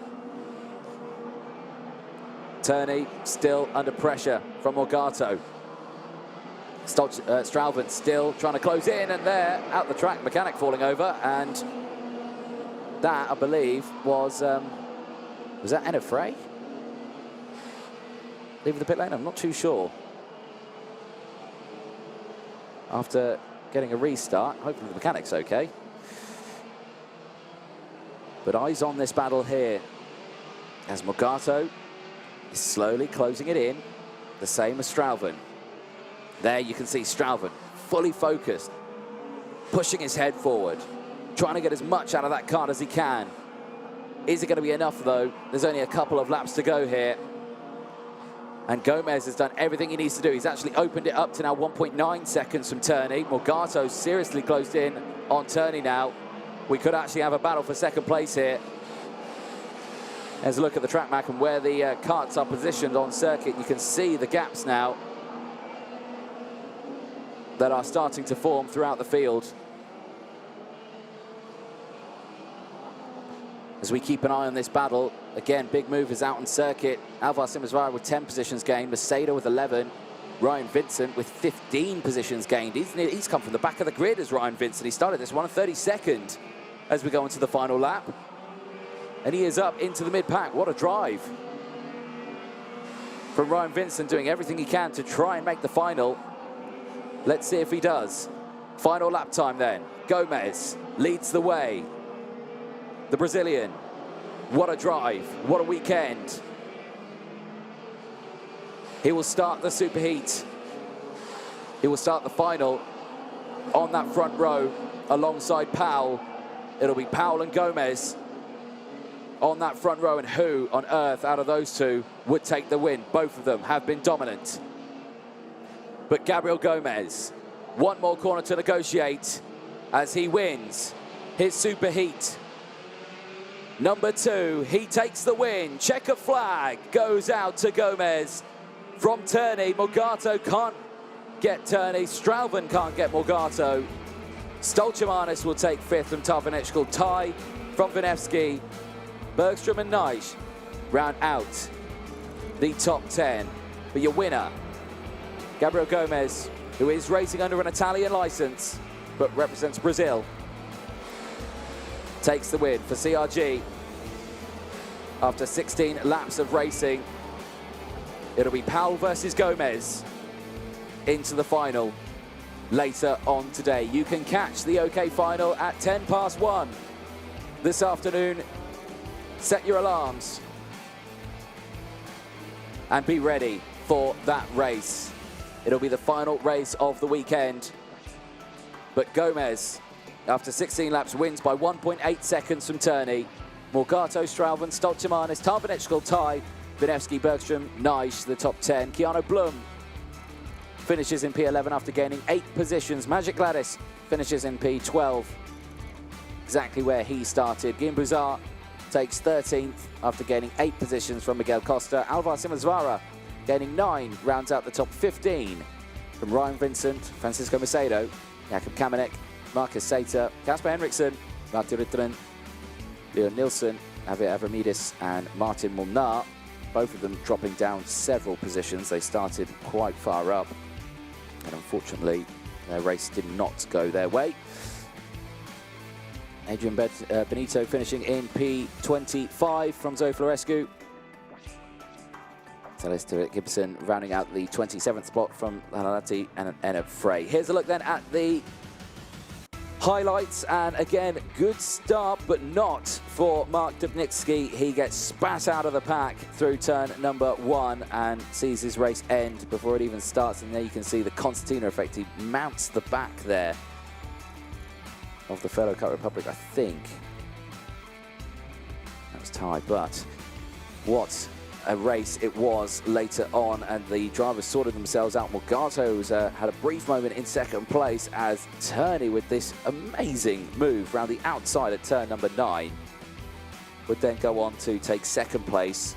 That would be his best result, as then we saw this battle here. Tarvanechkal, Dolstamanis and Stralven battling away. But again, it would all come to blows as they would then slowly fall down the order and maintain their positions. There was the move that Turney gained second. And there was the move down the inside by Stralven, who unfortunately would drop down the order just that little bit more, finishing in P4. As Stolchemanis and Tarvanechkal would still continue to battle away. Popov would be involved in that battle. He would later be out of the race with a mechanical issue as Pavan came through. This was the moment between the two of them. Both of these drivers would then retire at different points of the race. Pavan would go for the move through in towards turn number 3 now. A robust move, but goes to the inside and relatively good. I think they would then ran out slightly wide. That allowed Bergstrom to get through. Noel Bergstrom taking full advantage of the situation. Then, this happened between the two of them. Popov, Neisch would then go down the inside of Pavan. That was after the contact between the two of them. I would say both of them would retire, and it was the 218. Yes, it was. It was Eneb Frey who left the pit lane when his mechanic falling over, pushing the car out. Hopefully he is okay. But Gabriel Gomez would take the win. 1.8 seconds clear. He starts the final on the front row. We are ready down in Park Ferme. Over to you, Vera Virtanen. Okay, Gabriel, that was beautifully done. You won your Superheat. Do you have the pace to beat Alex in the final? I think it's going to be a really difficult final. If we found something, I think we can fight with Alex. He is very fast this week in the heat. If I do with he was a little bit faster, but we'll try everything to win this final. Okay, so now you have a completely new set of 4 tires. How does that change the game for you? I think maybe for us is a little bit better, because with the old tires we struggle a little bit in this track. But I think with the new tires it's going to be better for us, I hope. Okay, good luck for the final, Gabriel. Thank you. Thank you very much, Vera, down there in Parc Fermé with Gabriel Gomez. He starts this one on the front row going into the final. Later on today, you can catch that at 1:10 local time here in Denmark. But the junior final will be kick-starting the second half of the day at 12:30 after the lunch break. 1 hour and 14 minutes. Set your alarms if you're a junior or a senior fan, because those finals will be coming up in a few moments' time. Stay with us, and it's been an exciting first day. We'll leave you for the lunch break. We'll be back at 12:30. Don't go anywhere.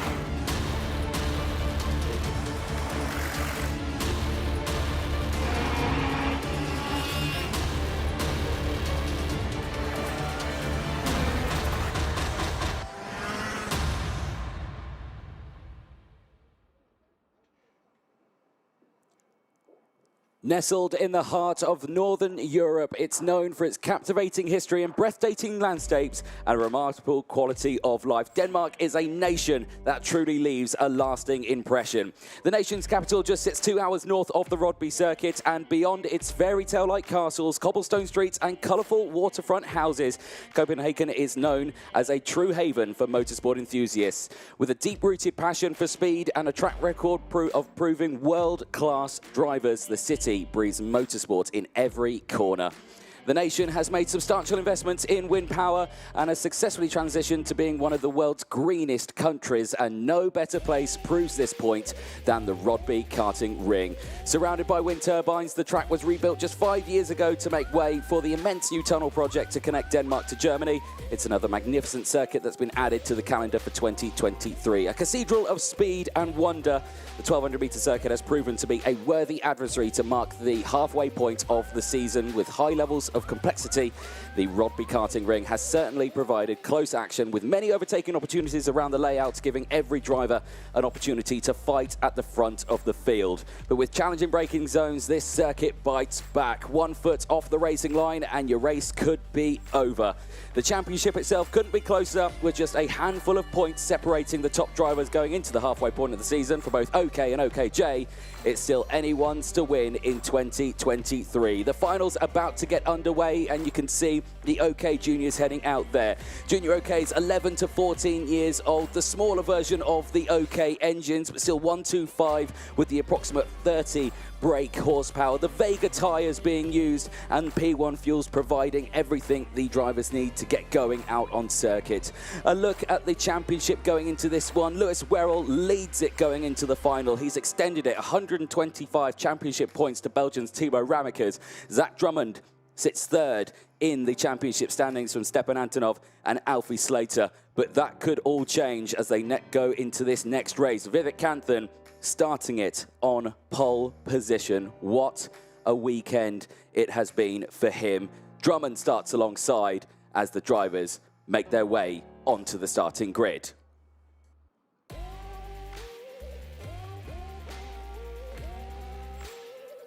The OK Juniors will start in just a moment's time. You can see the grid formed, the mechanics out there ready to get the kart started. And again, Scott Lindblom, Jacopo Martinez, Alfie Slater, Lewis Werrell dominating the top rows in this. It is going to be a challenge all the way throughout. The longest races we are going to see this weekend, 21 laps for the juniors, about to get underway around this 1,200-metre circuit. Race director Martin Bean chatting to the front runners, Vivek Kanthan and Zach Drummond. Last few moments of words of encouragement, and you can see there the two teammates consoling each other.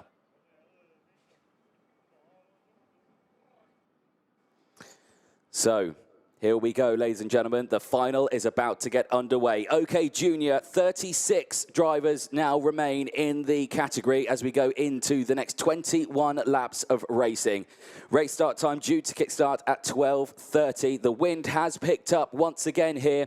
It's about a headwind going down the main straight, so drivers will have to watch out for that slipstream effect as they make their way in towards turn one. The track itself, 1,246 metres in a clockwise direction. The Rodby karting ring in Denmark has certainly proved to be a challenge for all of our drivers, but with so many overtaking opportunities, the racing has been so incredibly close. It has certainly been a massive achievement for all of these drivers to really push themselves through in these races, and so far it has been dominated by the American Vivek Kanthan this weekend, who has certainly shown he has got some true potential out on circuit. Small meeting of the top running drivers there with race director Martin Bean just to go over the starting procedure, I'm sure. And before this race gets underway, you can see a lot of the drivers in there. One Lewis Werrell just in the background there. The marshals out on track get themselves prepared for what is going to be an exciting moment of racing, and I'm sure they're going to be on point here to make sure everything is running well and safe out on circuit, because as you can imagine, the tension is building both on the track and off the track. And the sun beams down on all of the drivers and spectators here And again, the last few words of encouragement before we get going in this one. But what a day it's been, and we'll talk a little bit more about the championship itself, despite the fact that Lewis Wells starting this one P5, and it's been an up and down sort of weekend. He still leads the championship. He comes away after the super heats and the qualifying heats with 7 and 15 points, so he gains quite a lot. Timo Ramika's not scoring anything, so he doesn't close in on Lewis Werrell. He remains at 100 points. He has not gained anything yet. Can he improve that going into this final? Zach Drummond still sits there in third with 91 championship points, and Stefan Antonov's 87. Alfie Slater with 83. Bondarev with 76. Jacopo Martinez with 74. So very close in the top sections, but Werrell still leads the way with 25-point leads. But remember, 30 championship points are available in this one. And, well, if Timo Ramikers can do anything here to close that one up, he would do a good job. But he starts well down in the field, 22nd place, the second in the championship start. So he's got quite an effort ahead of him to get that sorted out. You can see the action on the grid. Many of the media, mechanics, drivers getting themselves prepared. Some already seated, some still standing. You can imagine the tension is building down on the grid. This year sees new points system coming into the weekend. Obviously now with the championship points available in the qualifying heats and the super heats as well as the finals, with the bonus point as well for the fastest lap in the final. Keep an eye on that one, because that could affect, you know, second or third, or maybe even the championship itself when we go into the later half of the season. Remember, this is the halfway point. Cremona is the next round in Italy, then Franciacorta. So the 12th and 15th of July is the Cremona weekend, as there your two front runners, Zach Drummond and Vivek Kanthan, getting themselves ready. Last few words, and Vivek looks nice and happy there, and ready to get going for this one. As you can imagine, it's quite a stressful situation these drivers are in. First time Champions of the Future has come to the Rodby circuit in the south of Denmark, and the first time that the circuit itself has held an international karting event. And so far, the racing has certainly proved something special, as the racing will soon get underway.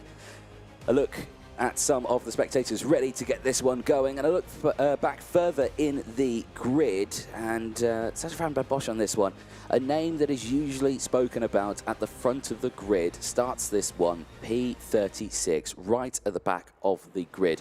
Other drivers to keep an eye on as well. Augustus Toniolu starting 33rd on the grid. He certainly has shown that he can make his way through the grid in the heat races that we had earlier on through the weekend, as well as the super heats as well.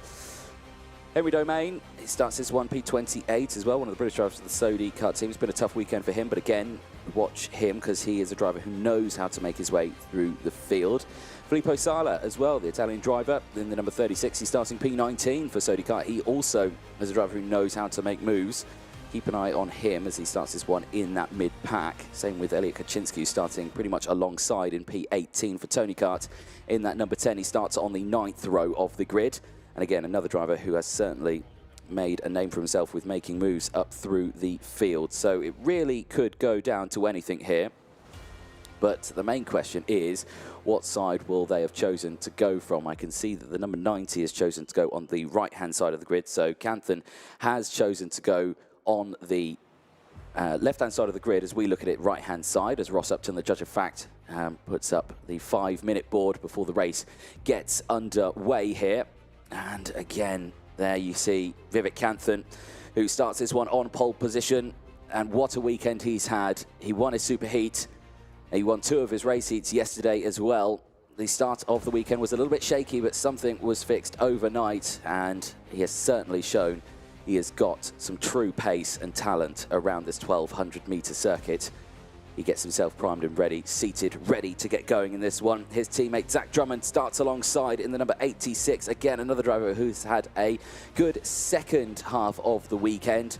The first half bit shaky with a 7th and 2nd place, but then later on in the weekend came back with a couple of race wins. There he is on your screens, getting himself ready and seated in his kart. And again, it's going to be absolutely fantastic to see what these drivers can do, because again, the tension, as you can imagine, builds quite some way.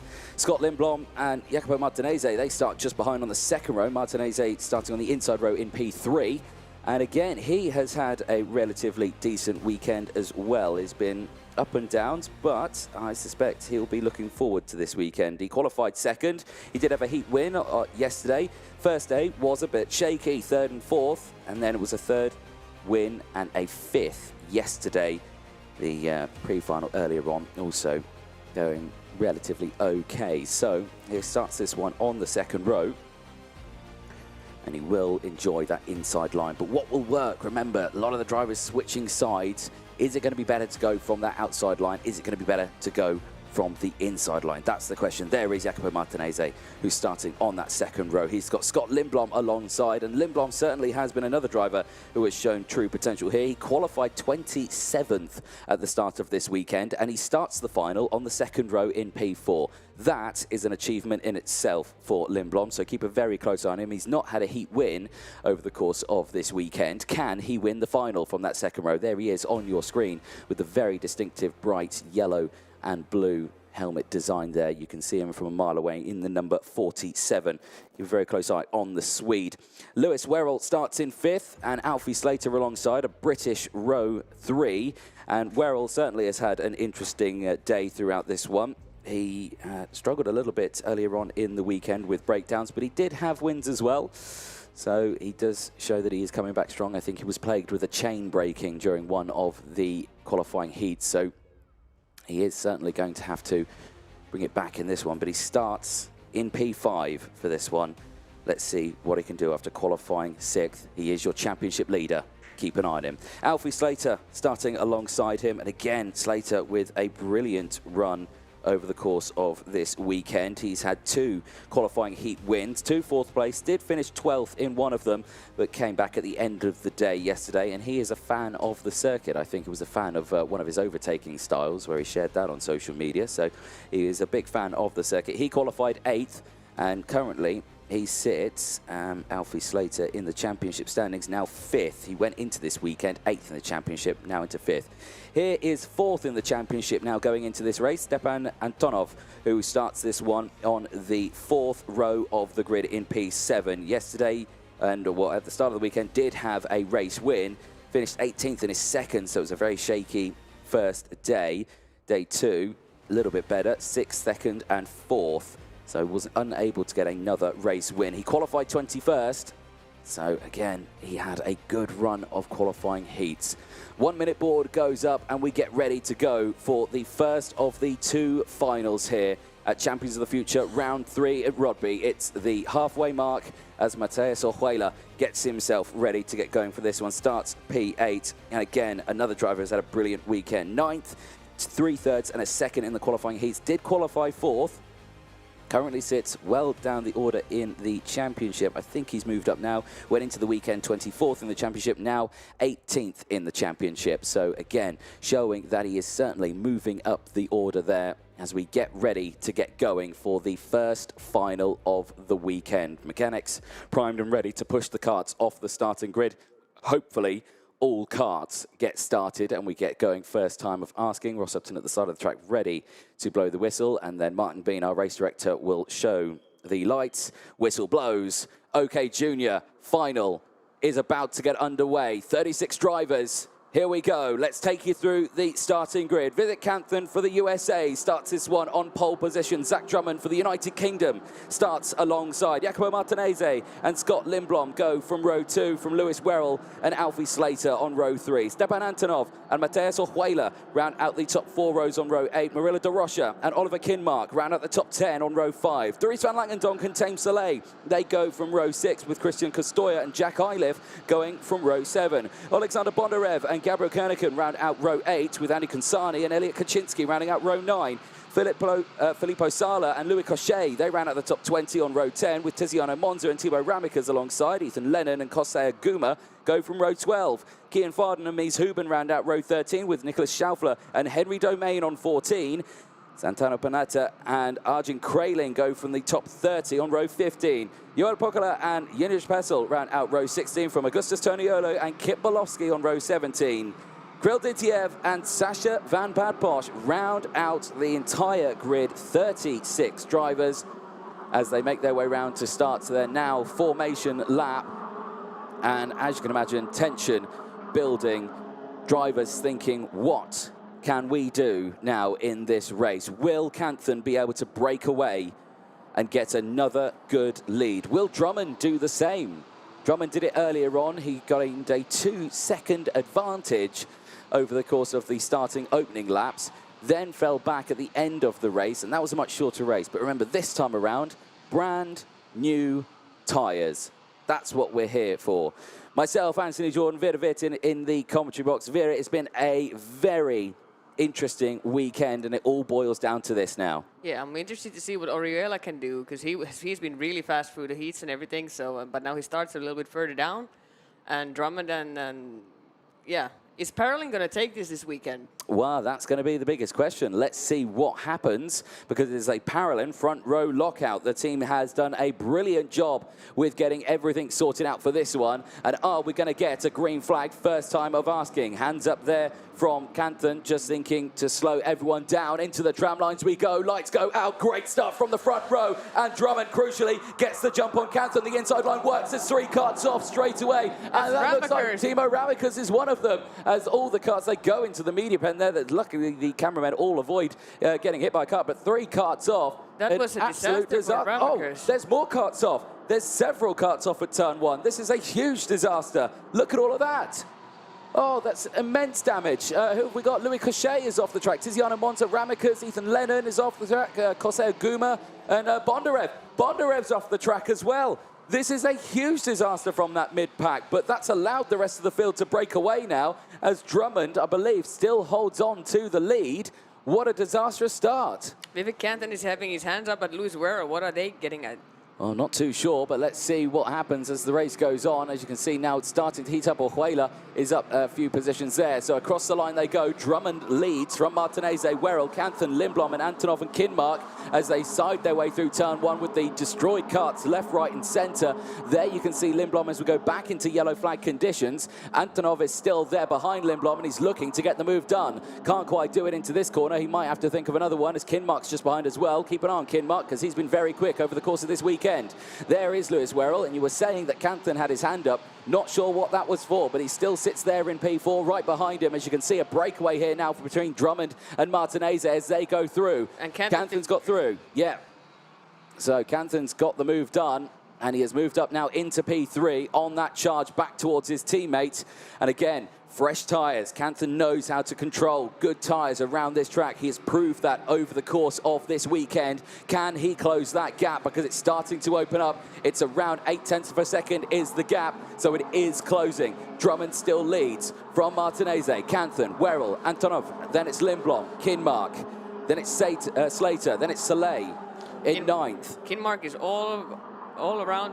Scott Lindblom's behind now. Let's see what happens. He had a look at it already, but didn't. And now he goes in for it. Yep, the 2 Swedes side by side as they then battle their way through that infield section. And you can see there Kinmark saying, come on, let's go, let's fight. Stop defending, let's keep pushing, because look at the gap that's opened up now between himself and Antonov, who has started to break away and is on the charge now towards Luis Werrell, who's a little further up the road. Crucially, though, Martinez, that gap still 0.2 of a second. Where's Canthan? Has he closed that gap up to Martinez? Keep an eye on that one, looking as they go through. Not so much. Werrell still behind as they keep going. You can see Werrell tucking in. Werrell, the taller of the 2 drivers, and there is a headwind, so he really needs to tuck in as much as he can. Here's a look at the restart then, and well, what caused the huge incident that happened further back? Oh, and that looked like a lockup. Was that a lockup from the Sodi kart there that went off? Yeah, Sodi went fully sideways for some reason. Yeah, was that Domain who went off the track there? I think it might have been. I think Domain with the lockup, and just it all went wrong. And then there you can see Bondarev who spun around. Disaster for him. And there's somebody lost a part of their back bumper there as well. I think it was Ethan Lennon and Tiziano Monza also. Oh, one there. of the CRGs, like, yeah, there also. Yes, yeah. Oh, yeah. So that's at turn 1 as well. So that's another kart that stopped. That, I think, was it a CRG? Yeah. Could have been Kerneken. Not too sure on who it was. It's the number 36. It was Filippo Sala, actually, who's gone off. It's one of the Sodis that's off the track. Filippo Sala is out of this race. What a disaster. He had such a good running. And Kerneken is off the track as well. So you were right, it was the CRG as well. Kian Fardin is also off the track, and he has dropped down the order. So Fardin's dropped down, Kerneken's dropped down, and Filippo Sala, who's out of the car and walking away, his final is over. Yeah, Dries van Langendorf is on the charge now. Yes, he is indeed. Fastest lap of the race, 52.117. See what he can do. He's currently sitting in P12. He's dropped down one position as we keep watching the battle here for P3. As look at that. That gap has certainly come down now, and Werrell can see it, and now he goes to the move on Canthan, retakes third place. Lewis Werrell on the charge here, tucking down, using that slipstream as much as he can to try and gain any momentum through turn 1. Remember, it's absolutely flat out through 1 and 2 into the heavy braking zone of turn 3 here as he closes that gap up to Martinez. This is an incredibly close final. Remember, Werrell leads the championship by 25 points in this position here. He will lose a little bit of his lead, but crucially, Zach Drummond would move up second in the championship from Stepan Antonov. So both drivers would actually increase positions, and he's close right in now on Jacopo Martinez. Martinez is in danger here. If he can't get the move done on Drummond, he is going to be in the peril of Lewis Werrell. Yeah, it's still been quite calm in the front of the pack, but let's see what happens. I think they're all thinking about we have to be smart now, because somebody breaks away from the pack, the game is over for the rest of them. Exactly. It is a mental game at a very high rate of knots across the start-finish line they go. Drummond still leads then for Martinez, and Werrell has seriously closed in. Now he's right on that rear bumper. Expect a move here going in towards turn 4. He might look down the inside. No, not quite close enough. He looked much closer when he went into turn number 3. Bad exit means he lost a little bit of momentum, as now Jack Iliff sets the fastest lap of the race in the 51.878. He's currently in 15th place. Not had the best start for him. He's making his way up the order. He's only dropped one position so far in this one, so not made many positions up. I think also Lewis Werrell is thinking of where to do the overtake now, because if he does it in a bad place, then he loses ground to Drummond as well. So he's probably thinking like, where would it be smart to do this? That is the ultimate question, really, because we've seen many drivers going for the overtake out of that final corner, but the only downside you have to that is then you lose momentum down one of the fastest parts of the circuit, so you need to sort it out. Kian Fardin in the number 60, who is currently at the back of the grid, sees himself get a 5-second time penalty. In fact, Fardin's out of the race now. We've lost several drivers out of this race, and big names: Kerneken, Sala, Bondarev, Monza, Lennon as well.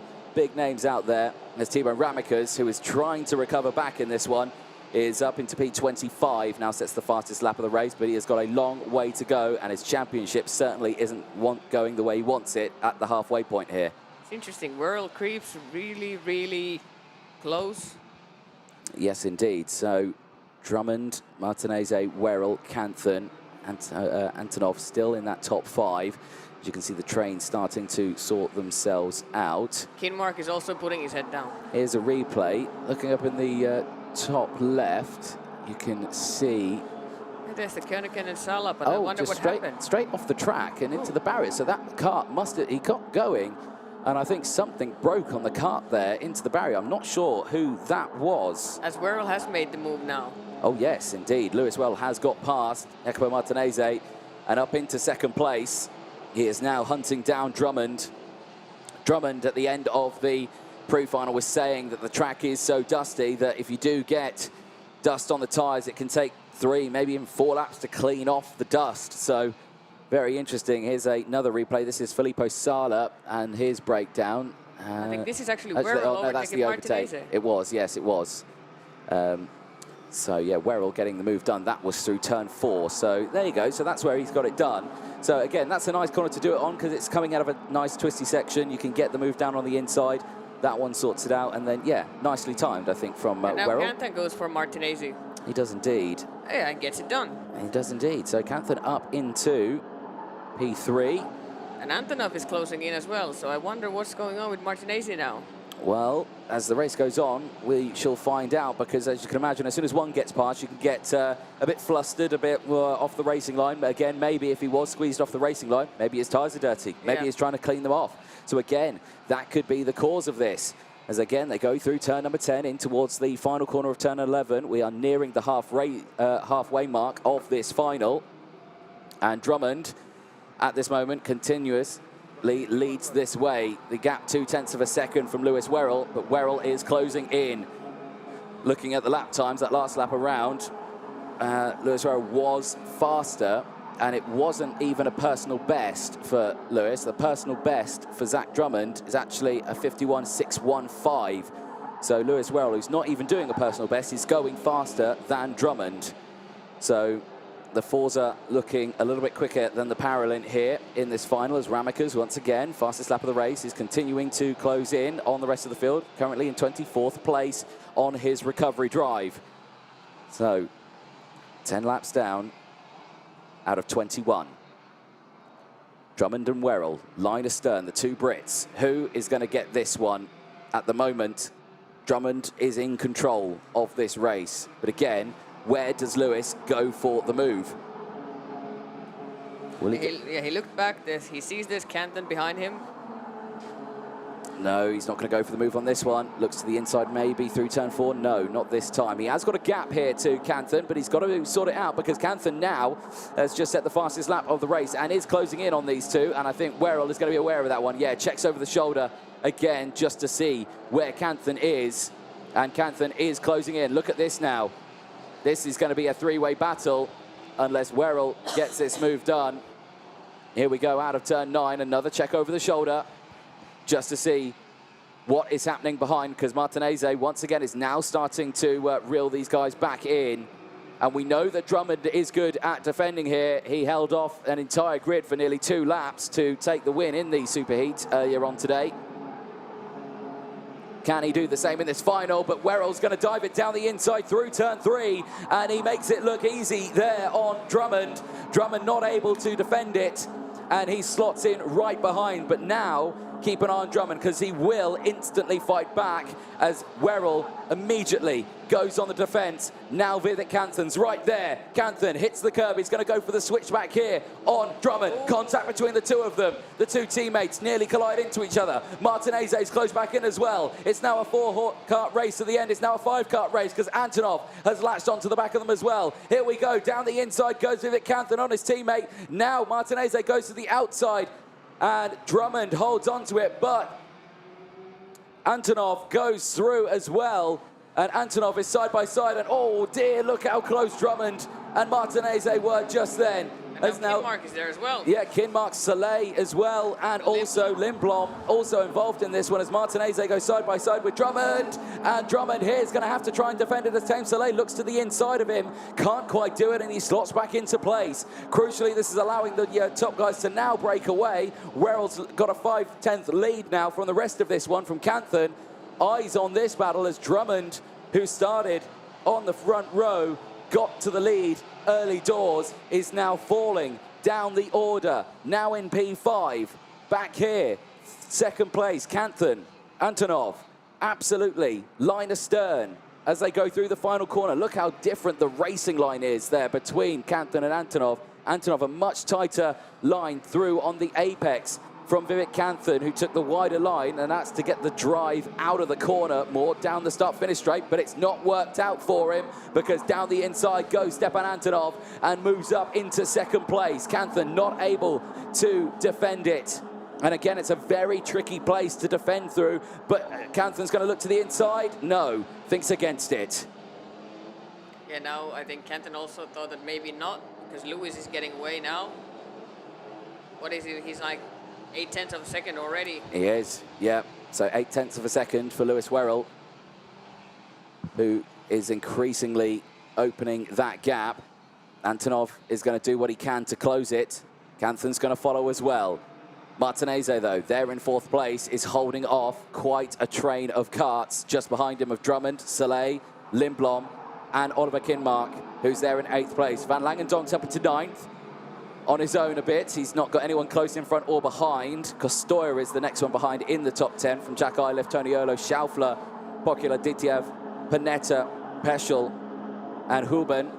The top 18, Slater and Ramekers, now P19 and 20 as Ramekers is on the recovery drive. As Canthan again all over that rear bumper of Antonov, but not able to get that move done. Here is a replay of Zach Drummond trying to defend his second place spot, and the contact actually between himself and the teammate, and it was actually sandwiched between Werrell and Canthan, and so lucky to keep control out of that cart. So Antonov still there in second, trying to close that gap, but it's still increasing. Werrell controlling this final and doing a good job about it. Canthan still there right on that rear bumper. We know Canthan can go for the move. We know he's quick around here. We knows how he needs to pedal around this track as Van Langendonk sets the fastest lap of the race. He is in P9 at the moment, but keeping an eye here, Drummond, Martinez, line astern. Martinez is doing well in P4, but Drummond, who has now found his rhythm, struggled a bit at the start of this one, got a good getaway, but then wasn't on the outright pace of the race. Now he's found it. Now he's found his rhythm. He is still right there in P5. Lewis Werrell is enjoying himself. We've seen this many times already this year. When he gets in front and just gets to do his own thing, he's been always very good. Yes, indeed. Yeah, the Brit has done a fabulous job so far this weekend. It's still been a challenge for him, like you say, plagued with mechanical issues at the early stages of this weekend, but now it's all coming his way. The gap now over 1 second for the Forza Racing driver. Absolutely driving away at the front of this one. Antonov still there in second from Canthan Martinez. No positions have changed in the top 14. Centeno Panetta has moved up into P15 at the expense of Joel Pokala, who moves down into 16th place. Eyes on here, Canthan, so still on the back of Antonov. He wants that second place spot back. Look at him as he gets that slipstream, like I say, taking full advantage. Tame Saleh is all around Jack Drummond now, and Drummond defends now. Yeah. Let's see what happens. Lindblom is also there. This is going to get tight. Drummond still defending all the way through the corner. Yeah, he is indeed. So Drummond now really causing a bit of a roadblock here as Tame Soleil and Scott Lindblom go to battle here. Kinmark's going to like this as well because he's going to latch onto the back of it and get fully involved in the scrap. Here they go, out of turn number 4. Up the hill they go in towards turn number 5. Very interesting one here, actually. No, they're going into turn 9. A little bit later on in the lap than I thought they were. But yeah, Drummond just holding on to it here. And Lindblom not going to go for the move just yet. He's going to stay behind Tame Soleil and not going to go for the move. Canthan still hasn't gone for the move either. So everyone just in a bit of a stalemate, but we're nearing the end of the race. There is only a couple of laps to go as Mateus Orjuela picks up a warning flag and 5 seconds will be added to his end time. He sits down in P20 at the moment. This was the overtake for the race lead. Werrell down the inside of Drummond. Beautiful little overtake down the inside through turn number 3. And Drummond did his level best to try and hold on to that spot, but he sits there in P5. Not much he can do at the moment as time is quickly running out. The same here for this battle. Canthan doing everything he can to try and get past Antonov. But Stepan Antonov is absolutely solid here for the time being. Yeah, Canthan went for the carburetor a lap earlier, so maybe he opened a little bit to get a little more speed, and now it's the last lap. Yeah, let's see what he can do. Werrell then has opened that gap to 1.3 seconds as he leads the way onto the final lap of the race. 21 laps, this one, the longest race these junior drivers have done, but on the fresh set of tyres. This battle, though, for second place as Canthan does make the move, dives down the inside through turn number 5 and gets it done. Antonov is going to try and fight back, but he can't quite do it through turn number 7. He's going to be careful here because Martinez is closing in as well. Down the inside in towards turn number 9, and Canthan holds that inside line, and nothing that Stepan Antonov can do as Martinez dives down the inside, but he's outbraked himself and he goes off the track, and Drummond might have an opportunity to get another one, and he does. Drummond gets back through and he might get another one, but Lewis Werrell for the United Kingdom crosses the line and he takes another 30 championship points. He extends his championship lead now to 155 from Zach Drummond's 113. Werrell goes into the second half of the season leading by several points after 21 laps of racing. Werrell takes the win from Vivek Kanthan, Zach Drummond, Stepan Antonov, and Jacopo Martinez, the top 5. Martinez, unfortunately, trying to go for that move on the last corner. It didn't work out, and he tumbles down the order to P5. But Lewis Werrell, what a weekend. After his chain broke in the qualifying heats, he came back to win his last race of yesterday, came through today, and what a weekend it has been for the young Brit. After a disastrous run in Trinec in the Champions of the Future, this time around, he gets vindicated as he wins round 3 of Champions of the Future in the OK Junior category. The carts make their way back to Parc Fermé, and the trophy presentations will take place in a few moments' time. There is a look at the provisional classifications. Everything we talk about here is provisional, of course, before they go through scrutineering. But Lewis Werrell, after 21 laps, wins round 3 at Rodby for the Champions of the Future by 2.3 seconds from Vivek Kanthan, from Zach Drummond, Stepan Antonov, from Jacopo Martinez, Tame Soleil, Andries van Langendonk, Oliver Kinmark and Scott Lindblom, Christian Costoya and Jack Eiler from Augustus Toniolo, from Nicolas Schaufler, all of them gaining several positions. Toniolo, we spoke about him, the Brazilian who started at the back of the grid, 21 positions gained for the Brazilian, and he moves up several positions. Nicolas Schaufler as well, 14 from Kirill Ditiev, also 21 positions gained from Santino Panetta, who finishes in the top 15. So a brilliant run of results. We'll be back in just a moment's time because podium presentations will be taking place very, very soon.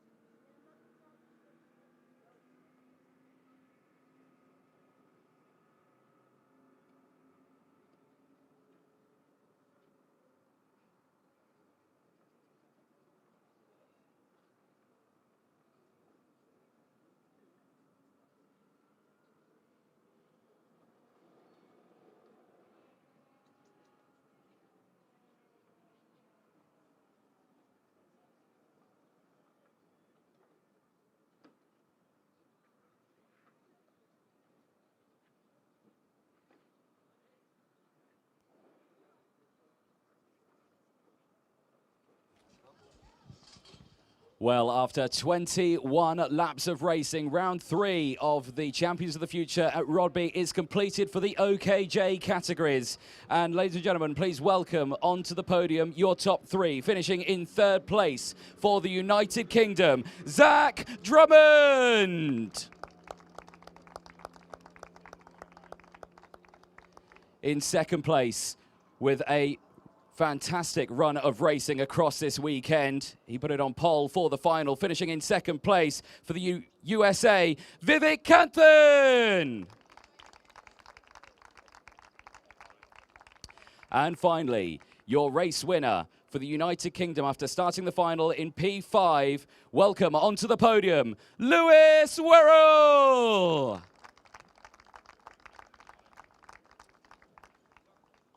We now listen to the national anthem for the United Kingdom. Oh.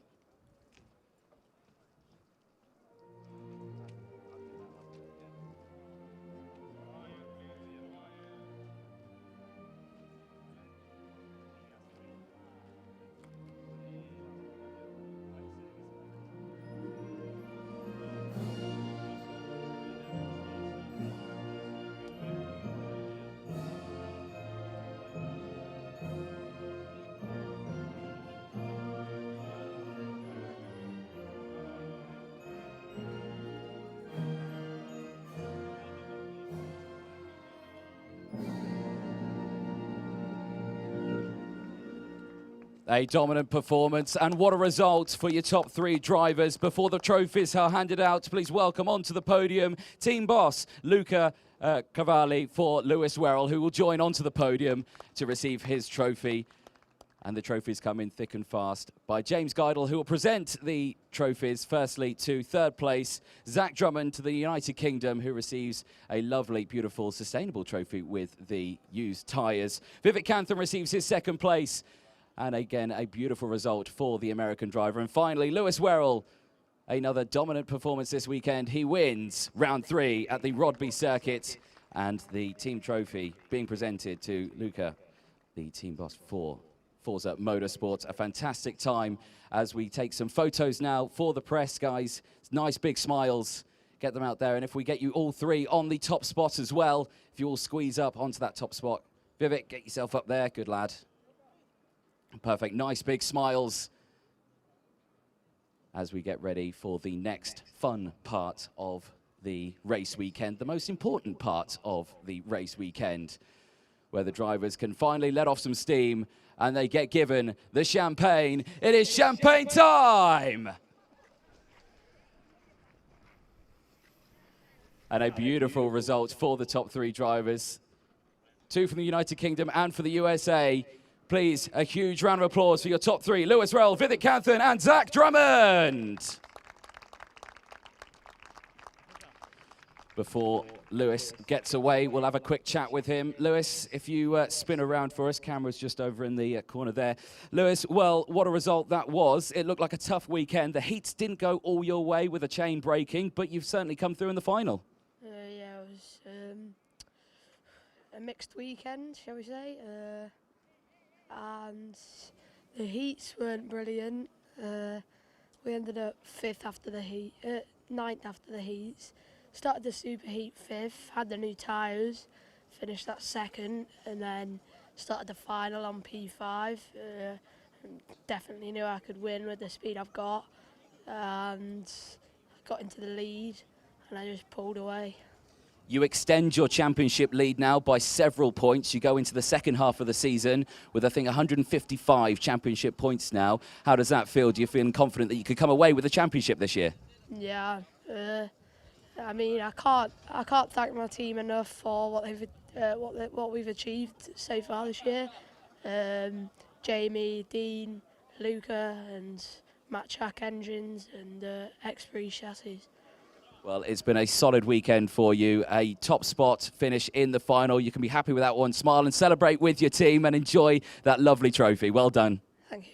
Excellent stuff there. Lewis Werrell finishing top spot in the OK Junior final. One more final to go. The seniors in the OK category will be coming up next.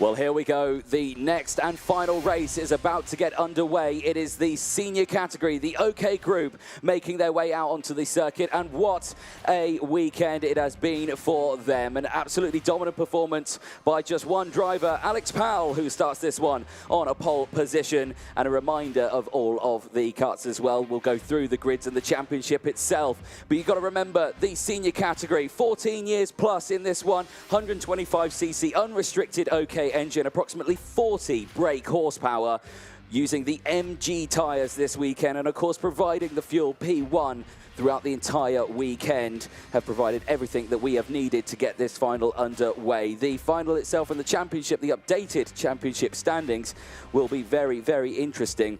But of course, across the course of this weekend, it has been a very tough one. The senior category, now Powell leads it going into this final. 153 championship points from Gabriel Gomez's 124. So they change through. Gomez goes from 4th to 2nd in the point standings. Nakamura, who was leading going into this weekend, drops down to 3rd in the championship with 118 points. So only a handful of points in it. But of course, that's going to be an interesting one. So keep a close eye on that one. Prasovsky and Turney, they also move up. Joe Turney now moving himself up into 4th in the championship. Remember, he has won all of the finals so far this year. Can he win a 3rd at Rodby? That's going to be the biggest question. Joe Turney starts this one on the 2nd row in P4. It is highly probable that he could do this. So let's find out as drivers get themselves ready to get going. There on your screen, Alex Powell for Prema Racing. He starts this one on pole position. It was an absolutely dominant performance over the course of the weekend. 4 of his qualifying heats were wins. 1 was a 2nd. The only person to beat him so far this weekend has been Kian Nakamura. Unfortunately for Kian, he starts this one a little further down the order. He starts all the way in P12 on the 6th row of the grid. It's got a long way to go if he wants to beat his teammate Powell again. Gomez starts alongside another driver who's had a pretty decent weekend. His worst result's been 2nd place throughout the entirety of it. There he is on your screen. The Brazilian running under the Italian flag this weekend and for this season. He gets himself ready to get going. He was dominant at Trinech in the last round. Can he replicate that this weekend as he gets himself primed and ready to go? The 251 starting on the outside row. Starting on the inside row. Powell has chosen to go to the outside line for this one. You can see him there on the right-hand side of your screen at the start of this one. The 2nd row behind, Arthur Poulain starting in 3rd place. The French driver who put it on pole in qualifying. He starts this one on the 2nd row in P3. A Frenchman who has, again, had a very good weekend. Up and down the order, he has certainly been one to keep an eye on as this weekend has happened. But what can he do from that 2nd row? He'll have the inside line. Will the inside line work, or will the outside row come into favour? We'll find out when the race gets underway in a few moments' time.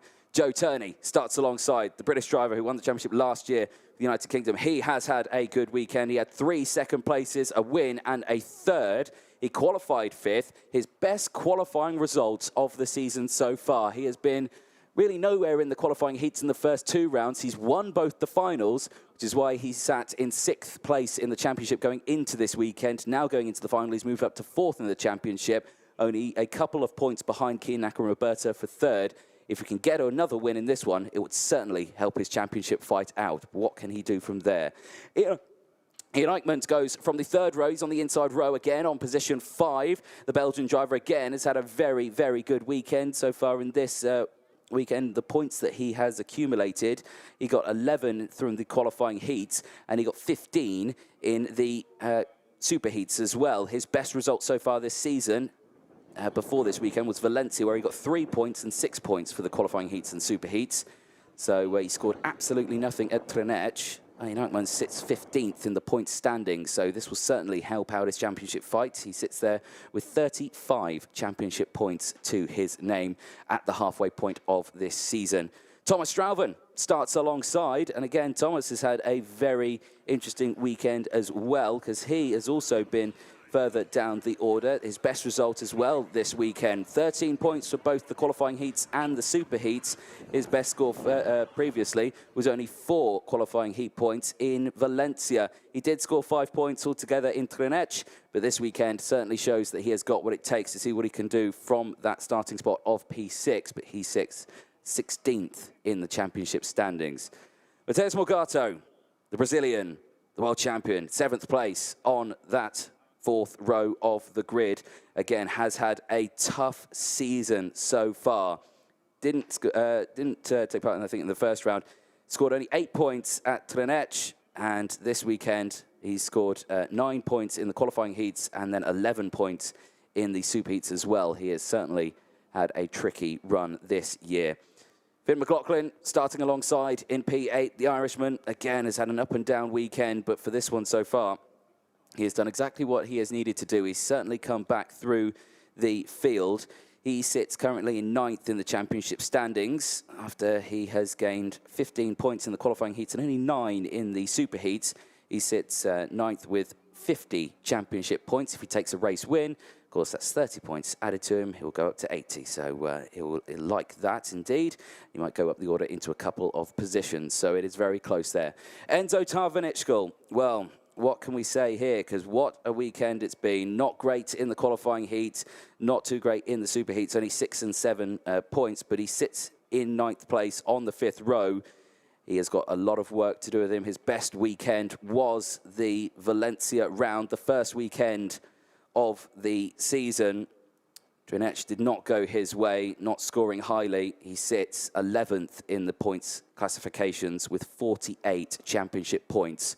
David Walter in 10th place for this one, the 2-3-3. Again, another driver who has had a very interesting weekend. He took a race win earlier on in the weekend. We thought, he's looking quite strong throughout the entirety of it, but it didn't go his way for the second half of the day, only coming away with 5 championship points in the qualifying heats and 6 in the super heats. He sits 12th in the championship standings going into this final with just 44 race points or championship points. His best weekend, again, was Valencia, the first round of the championship. Let's see what he can do. The whistle blows as Martin, being our race director, looks over the starting grid as the 1-minute board gets shown and we get ready to get going racing in this final. Vera Virtanen back in the commentary box with me. Vera, again, we saw great things from the juniors. Seniors, what are we going to think? Can anyone beat Alex Powell? I would have to say, yeah, Gabriel Gomez and Joe Turney. That's my best guess. Well, yeah, I think your guesses are pretty good there, to be fair, because like we were saying, Joe Turney has won every final so far this year. I'm sure he will not want to break that streak, and he's got the best run here. He's starting right behind Alex Powell because he's switched sides of the grid, so he's going to have a great run going in towards turn 1. But again, that inside line, it worked out in the junior final. Drummond took the lead, didn't he? Because Canthan swapped sides, it didn't work out. So this time around going into this one, that might be quite interesting. Whistle blows, we get ready. The OK final is about to get underway. 36 drivers whittled down from many, many more as we go racing. 36 drivers, here we go with the grid. Alex Powell and Gabriel Gomez go from the front row. Arthur Poulain and Joe Turney, the French and British row 2, go from there. Ian Ickmans and Thomas Strauven and all Belgian row 3, they go ahead of Matheus Morgado and Finn McLaughlin on row 4. Enzo Tarvanitschkel and David Walter round out the top 10, with Lucas Samalisto and Kian Nakamura-Berta going from P12. Krill Kutzkoff and Thomas Tamanis round out the 7th row of the grid, with Rene Lammers and Jan Prostrovsky on row 8. Nathan Ty and Antonio Kavalkin, they go from row 9 with Javier Avramidis and Jules Caranta rounding out the top 20. Gustav Finevsky and Luigi Coluccio from Len Neisch and Matteo Kulnagi. Sebastiana Pavan and Joel Bergström go from row 13. Miguel Costa and Martin Molnar from Wampu Chu and Mark Dubnitsky, Keanu Blum and Maximilian Popov on row 16. Nacho Tunion and Stefan Wolstein from Magic Gladys and Gazi Motlika rounding out the 36 drivers about to do battle around this 1,200-metre circuit. Round 3 at Rodby has certainly been an exciting one. A lot of these drivers will be back here in a couple of weeks' time as well for the Europeans, but for this weekend, for Champions of the Future, it has certainly been an eye-opener for a lot of these drivers. And again, we talk about predictions as the carts whiz past the commentary box. The noise, the smell, certainly getting my blood pumping. I'm sure it is at home as well for the people at the side of the track. Again, we talk about prediction on that one, but the championship going into this one, 30 race points. It's certainly made it interesting. Alex Powell has certainly come alive in this second half of the season, hasn't he? Yeah, he surely has. And now that Keen Nakamura-Berta is starting a little bit more back, then Alex really has a chance now to take the championship lead for good. Well, there's a car that's not going any further. Bergström. It is the 268 for the Birle ART team has come to a stop in the pit lane. He's not coming to park firmly, so the mechanic can work on the kart to see if we can try and get it going. But at the moment, the kart's coming round the final corner, and that might be all she wrote because he's not going to get going. And you can see there, your man Gary is over it. Darren's come over as well. Two of our finest of the scrutineers, but the karts make their way into the final corner. He is working on the spark plug there, isn't he? That could be game over before it's even started. Well, that's unfortunate for Bergström. He had a good weekend so far. He did indeed. Well, here we go then for the final time this weekend. It's the senior category. Okay, about to get underway. Alex Powell, Gabriel Gomez. Who will get the jump off the line? Into the tram lines, the revs raise. Final time is go, and it's a great start from the two of them as Gomez holds the inside line. But look at that coming through as a spin, and off the track goes some of the chaos. That's Strauven. It is Strauven who's off the track. And is it Eichmans as well? I think so. We'll find out as they go through the next timing beam who has not come through. But crucially, at the start of that one, Gomez holds on to the race lead. Powell still there in second. Joe Turney still there in third as they sort themselves out. Turney going for the move here on Powell, and Powell has to concede it through turn number 6 into the braking zone of turn 7 and off the track and running. And that is a disaster for, it's Strauven who's off the track and he's not kept going, and that is a disaster. There's another car off as well just outside the commentary box window, and it's the 244 that's gone around. Jan Piotrowski, oh, what a disaster for him. It's not been a good weekend so far, and now this crowns it. Really does. Gomez breaks away. 0.3 of a second and off the track. Oh, Dubnitsky as well. He's had a terrible finals day today.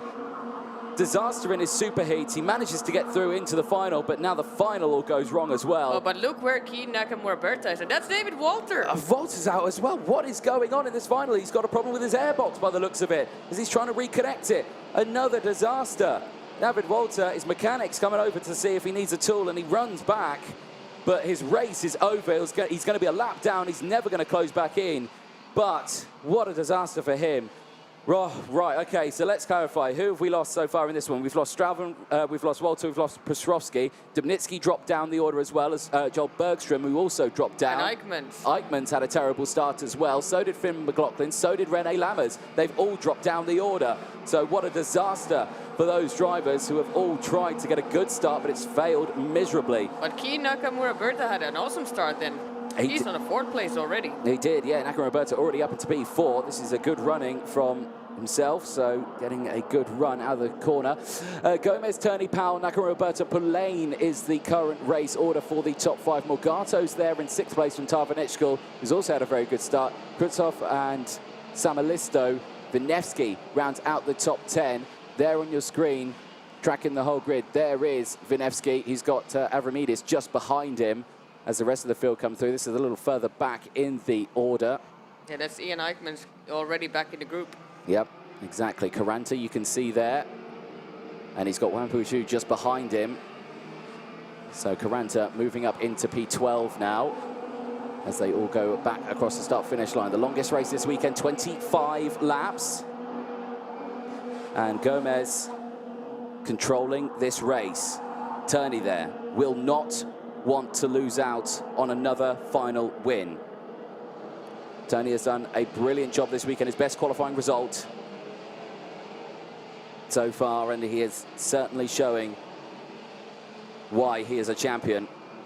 He's there in 2nd place, but the gap's extending, 0.4 of a second. Alex Powell, though, right on his rear bumper. Powell, dominant performance this weekend, a solid drive all weekend, and he looks like he's going to go for the move here into the final corner, and he does. Down the inside through the final corner. That is crucial, though, because Nakamura-Berta is going to have the best run here. He's going to get the slipstream between the two of them, and Turney now down into P3. Alex Powell holds onto it, doesn't go defensive straight away, Turney thinks against going for the move down the inside because Nakamura is right there. Keep an eye on him as he's gained so many positions in this one. 8 places Nakamura has gained, and he sets the fastest lap of the race as well, 50.591.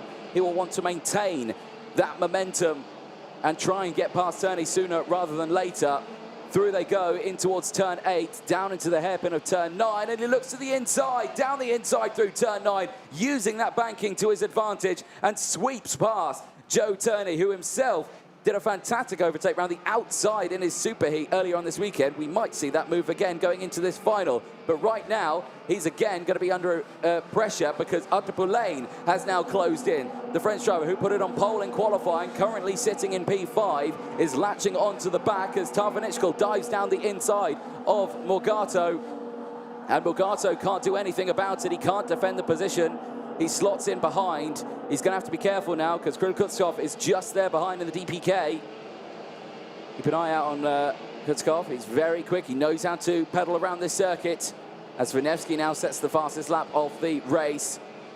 Vinevsky in P10 at the moment. Eyes on this, though. Gomez, Powell, Nakamura. We were speaking to Powell, and you spoke to him, and he said, who's going to beat me? He didn't know, and Gomez is certainly showing he's got it. Yeah, Gomez said after Superheat that he's happy that they get the new tires now, because for him they were a little bit struggling with the used ones. So, yeah, Gabriel seems to be happy. Yes, indeed. He looks very, very happy out there.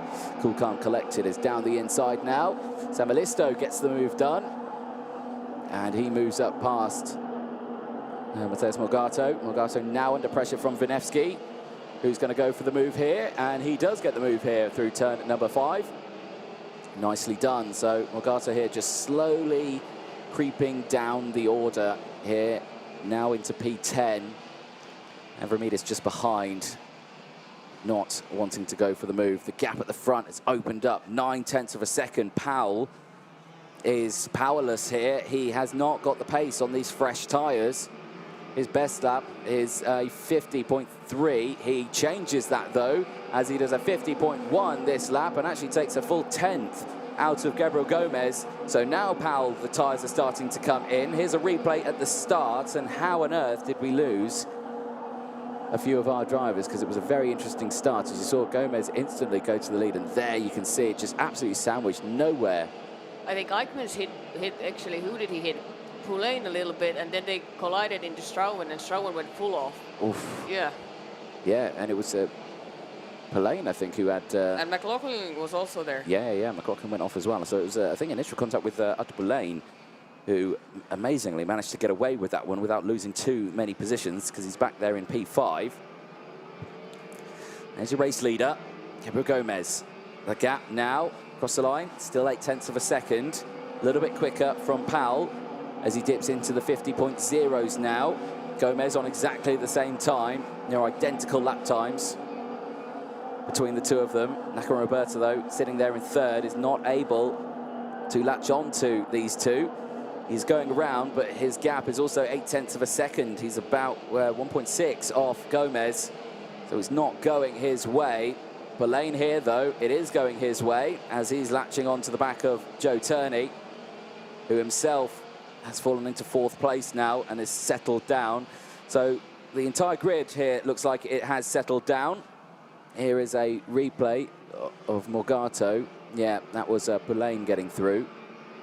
And then a little bit later on as well, Tarvanichkal would also go through. So Morgato at this stage was just trying to find a piece of track that he could be happy with. And unfortunately, he couldn't find it. Samalisto and Kutzkov also went through as well. Yeah, so not the run that Morgato would want. He's there in P10.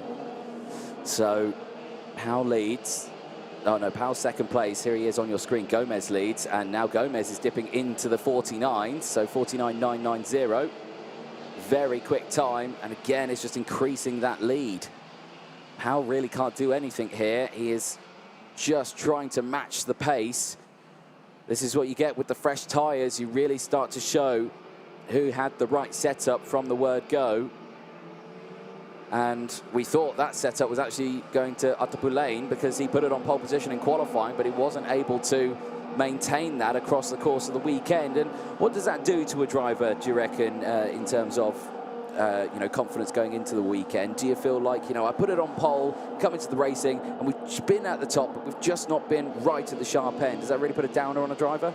Yeah, of course it does a little bit, but then again, you have to have the, you know, the strength in your mind also to believe in yourself after that. But yeah, of course it dents it a little bit. Going halfway into the season as well, and you think championship points become really crucial here. Polaine sits 6th in the champ standings, 19 points in both the qualifying heats and the super heats. And here was the pass that Powell did on Turney, and here's the Nakamura's. Yeah, so again, Turney in the same boat here. He's won both of his finals, both at Valencia and Třinec in the Czech Republic. This time around, there on your screen, he currently sits in P4. So it's not going all his way in this one as we reach the halfway point of this race, and Turney just sticking with Nakamura Berta, not going for the moves just yet, but he is setting the fastest lap of the race, 49.984. He's got the pace, so he knows he can do it. It's just trying to find the gap to get it done, because Turney does this. He is good at maintaining his tyres, controlling it, not wearing them too much, and really just trying to push his way through the field. But Nakamura Berta has done exactly the same here. An up and down weekend for Nakamura Berta. This time around, it's going well as he sits in 3rd place. And Gomez here just controlling the pace as he goes through in towards turn number 3. A nice fast lap on that last one. 50.0, his fastest 49.9. And straight again, just throws in a purple sector 1. Yeah, exactly. He is quite literally in the zone here, is Gabriel Gomez. And Turney back down the inside. So Joe Turney goes back down the inside of Nakamura Berta, moves up into 3rd place. And Turney now is back on the charge as he hunts down Powell. Can he maintain that momentum? Now he's got the clean air. He has still got a full half a race to close that gap. There's Powell, there's Turney, there's Nakamura Berta.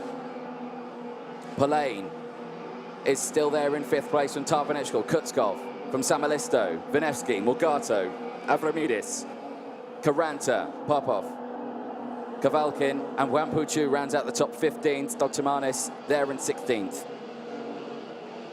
A busy old grid, drivers that we've lost so far in this race. We've only lost 4. Joel Bergström, who I don't think got back out on track. Thomas Strauven, David Walter, Jan Petrovsky, all the retirements at the moment. Biggest movers so far in this race. Maximilian Popov currently up 19 positions. He sits in P13 at the moment. He has had a solid drive in this one. Keep a very close eye on him as he makes moves, as we keep watching Joe Turney for the United Kingdom make his way round the track. Turney throws in, Turney does the fastest lap of the race so far now. Yeah, he does. So that's just popped up on my timing screen as well, 49.897. It was 1/1000th of a second faster than his previous fastest time. Here is a replay of that overtake, and, well, that looked like Nakamura Berta kind of left the door completely wide open there. I'm not sure if he could see Turney going for the move. Remember, Turney did go for a dive down into that corner on Thursday. It wasn't on the stream, but the move came from about 4 miles back down the inside. It didn't work, but it was certainly a good attempt, and I think Nakamura Berta was just thinking, I remember him doing that, I think I'll avoid it this time. So, yeah, gave that one up. There you can see he is closing in. Powell, though, after his solid performance, he's only finished 2nd once. He might finish 2nd twice here, because Gomez is certainly not making it easy for him. 1 second now is the gap. It's opened up even more. And Turney, his gap is 1.2 seconds to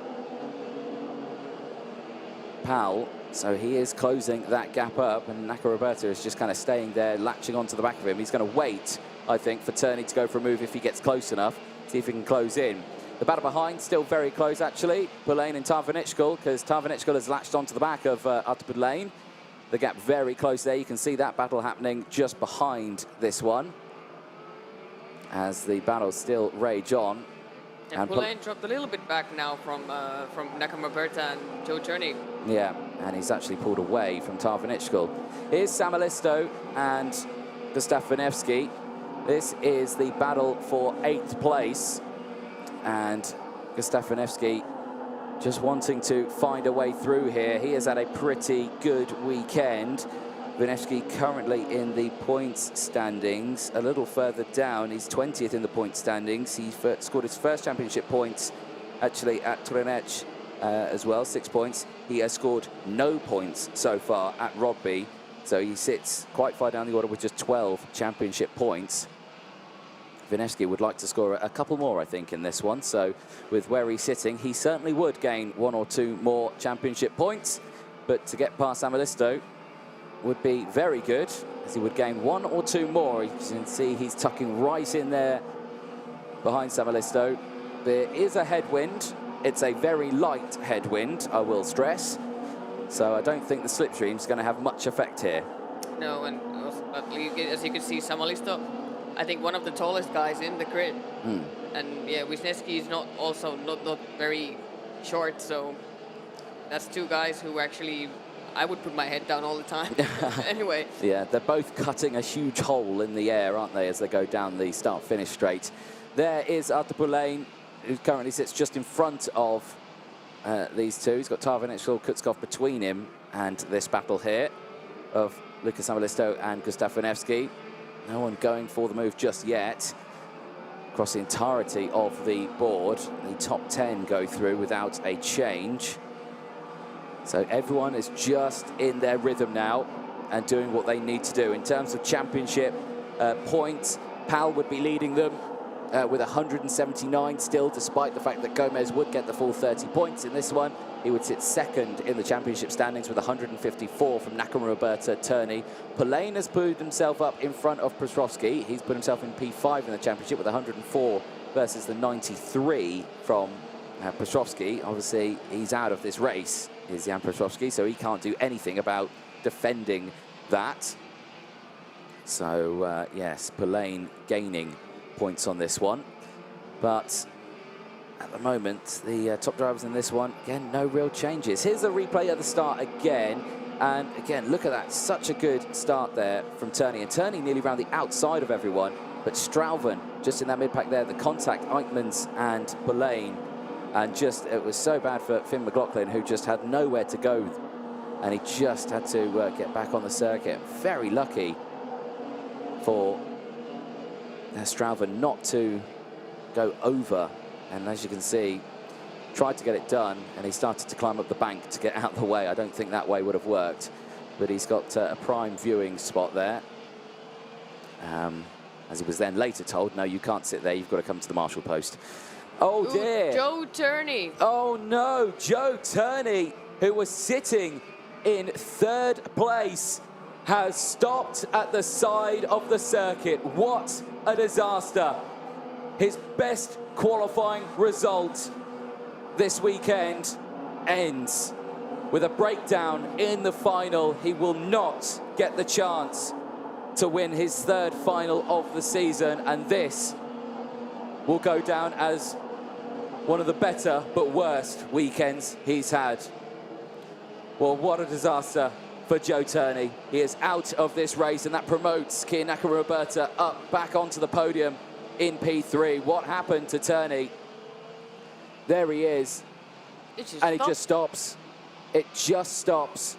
And that is just heartbreaking for the British driver. After such a good weekend. And he looks down at the engine and thinks, what happened? Well, a disaster for the Brit, but the race goes on as only a few more laps remain. As we watch here, Tarvinichkul latch onto the back of Artur Polaine. This is the battle for P4 on your screens. Kutzkov still there as well. He's ready to pick up the pieces if any happen.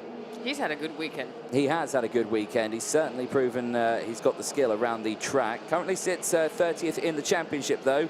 He scored his first championship points this weekend. 1 and 3, he has 4 championship points. So this result here would certainly booster his performance in the championship, but he's got a long way to go in this one. And down the inside goes Tarvin and Polaine. You saw him go for the move and then had to avoid to stop any collisions. And now Kutskov has latched onto the back bumper as they go in towards turn number 1. And my goodness, how on earth did Polaine hold on to that one? Because down the inside now goes Kutskov and gets it done. Polaine losing 2 positions in the space of 2 corners.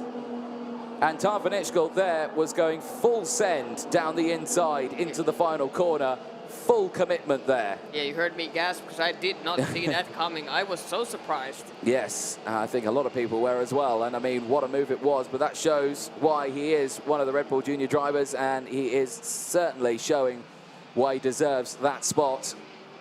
And he is certainly driving the wheels off that kart. But Kutskov is still all over that rear bumper. He has closed right in. He'll have the slipstream here down the start-finish straight, but he's not going to have enough momentum to get down the inside at turn 1. He may go for it in turn 2 or 3. No, not close enough yet. Gomez's lead, now 1.5 seconds as we go on to the penultimate lap of the race. But how do you like this now, Anthony? It's Gomez with GRG, and then it's Prema at the moment. It is indeed. I'm sure Prema are liking this one with Bauer, Nakamura, and Tarvin all line astern. Prema will be very happy with this one. I'm sure if you go on to ukart.io and you look up the most successful teams this weekend, I'm sure Prema are going to be somewhere up there at the top. But Kutskov has got something to say about that as they go on to the final lap of the race. Here we go then. Gomez leads by 1.7 seconds to Alex Powell and Kian Nakamura. The top 3 fairly spread out, but Gabriel Gomez this weekend, it was a good weekend. He's had wins and he's had seconds. He didn't qualify too well, it was good, but he came through in the qualifying heats to do his level best. This man here did have a perfect weekend. 4 of his qualifying heats were wins. He had 1 second and he dominated his pre-final. We spoke to him and he said, can anyone beat you? I don't know, but this man here on your screen, he could beat him. Gabriel Gomez for Brazil comes out of the final corner for CRG. Round 3 is done and dusted for the Brazilian. He wins round 3 at Rodby in the Champions of the Future. Gabriel Gomez by 1.3 seconds at the end takes the win, and he will extend his lead into the championship. 154 points from Powell's 179. He eats another gap out of Powell's lead as they go to Cremona in Italy next. What is going to happen in this championship? Gabriel Gomez, who unfortunately for himself is under the Italian license, meaning he will have to listen to the Italian national anthem on the podium, but he represents Brazil, and there, the passion with his teammate as they go through. Mateo Kolnagi doing a good job. Domnitsky, not so well. He dropped way down the order. So CRG dominating the entire field, really. One at the top. Like the normal Gomez drive, you know. Yeah. Perfect, smooth, no mistakes, Yep. fast. That's Gabriel. That is Gomez in a nutshell. The provisional classifications at the end of that one. Gabriel Gomez takes the win for CRG from Alex Powell, Kian Nakamura, Enzo Tarvin, Kirill Kutskov, Artur Polaine, Lucas Amalisto, and Gustav Winevsky. Mateus Morgato and Jules Caranta finishing in the top 10. The podium's taking place very soon. Don't go anywhere. We'll see you in just a moment's time.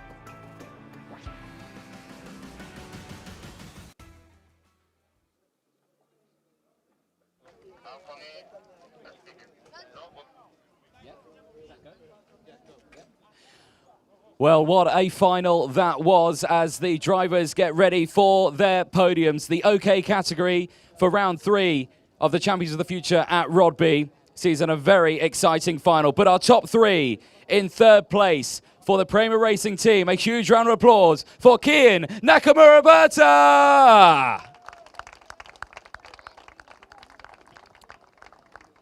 A dominant drive and a great weekend. In 2nd place as well, a driver who also dominated the weekend, but not in the final for Premier Racing, it's Alex Powell.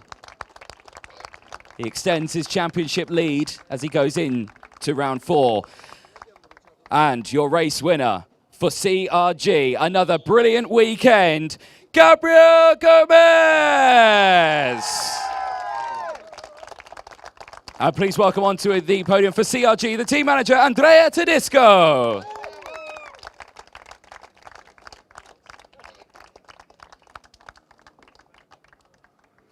We now listen to the Italian national anthem.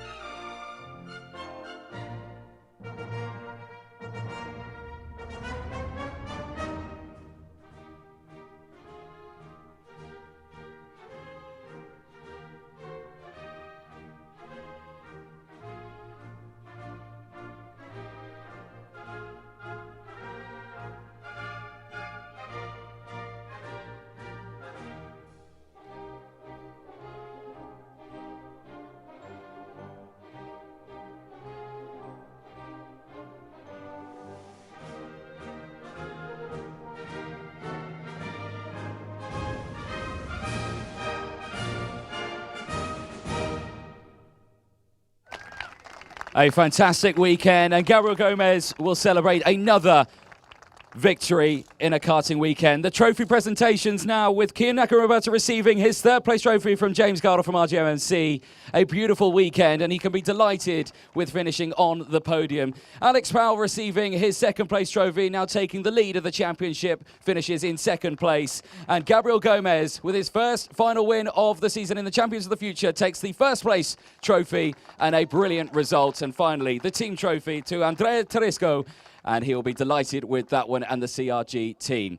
We now get the photos for the drivers, so get yourself all huddled up nicely. Nice big smiles for all the camera crews. And as you enjoy your trophy spots there, if we all get up the top spot as well, guys, squeeze up together. And nice big smiles, trophies in hand, as the photos get taken until the next bit that we will enjoy in just a moment's time as we get ready for the final part of the weekend, and probably the best part for the drivers who get ready to end this weekend in style. The champagne comes out in 3, 2, 1, champagne! And Gabriel Gomez, his bottle doesn't work, and he gets absolutely drenched. But what a weekend for our top 3 drivers. Gabriel Gomez, Alex Powell, and Kian Nakamura-Berta. Let's quickly jump in with Gabriel Gomez, who is finishing his chat. I don't want to interrupt, chaps. You're having a good conversation. Gabriel, the camera's just over on this side. Stay with me, don't run away. Well, what a weekend that was. We were all worried about Alex's pace over the course of this weekend, and we wondered who was going to beat him. Yourself, it came through. Gabriel Gomez, what a drive, what a weekend. Yeah, we do a great week. We were missing a little bit in the last days, but we work a little bit more for today to find the gap Pau have.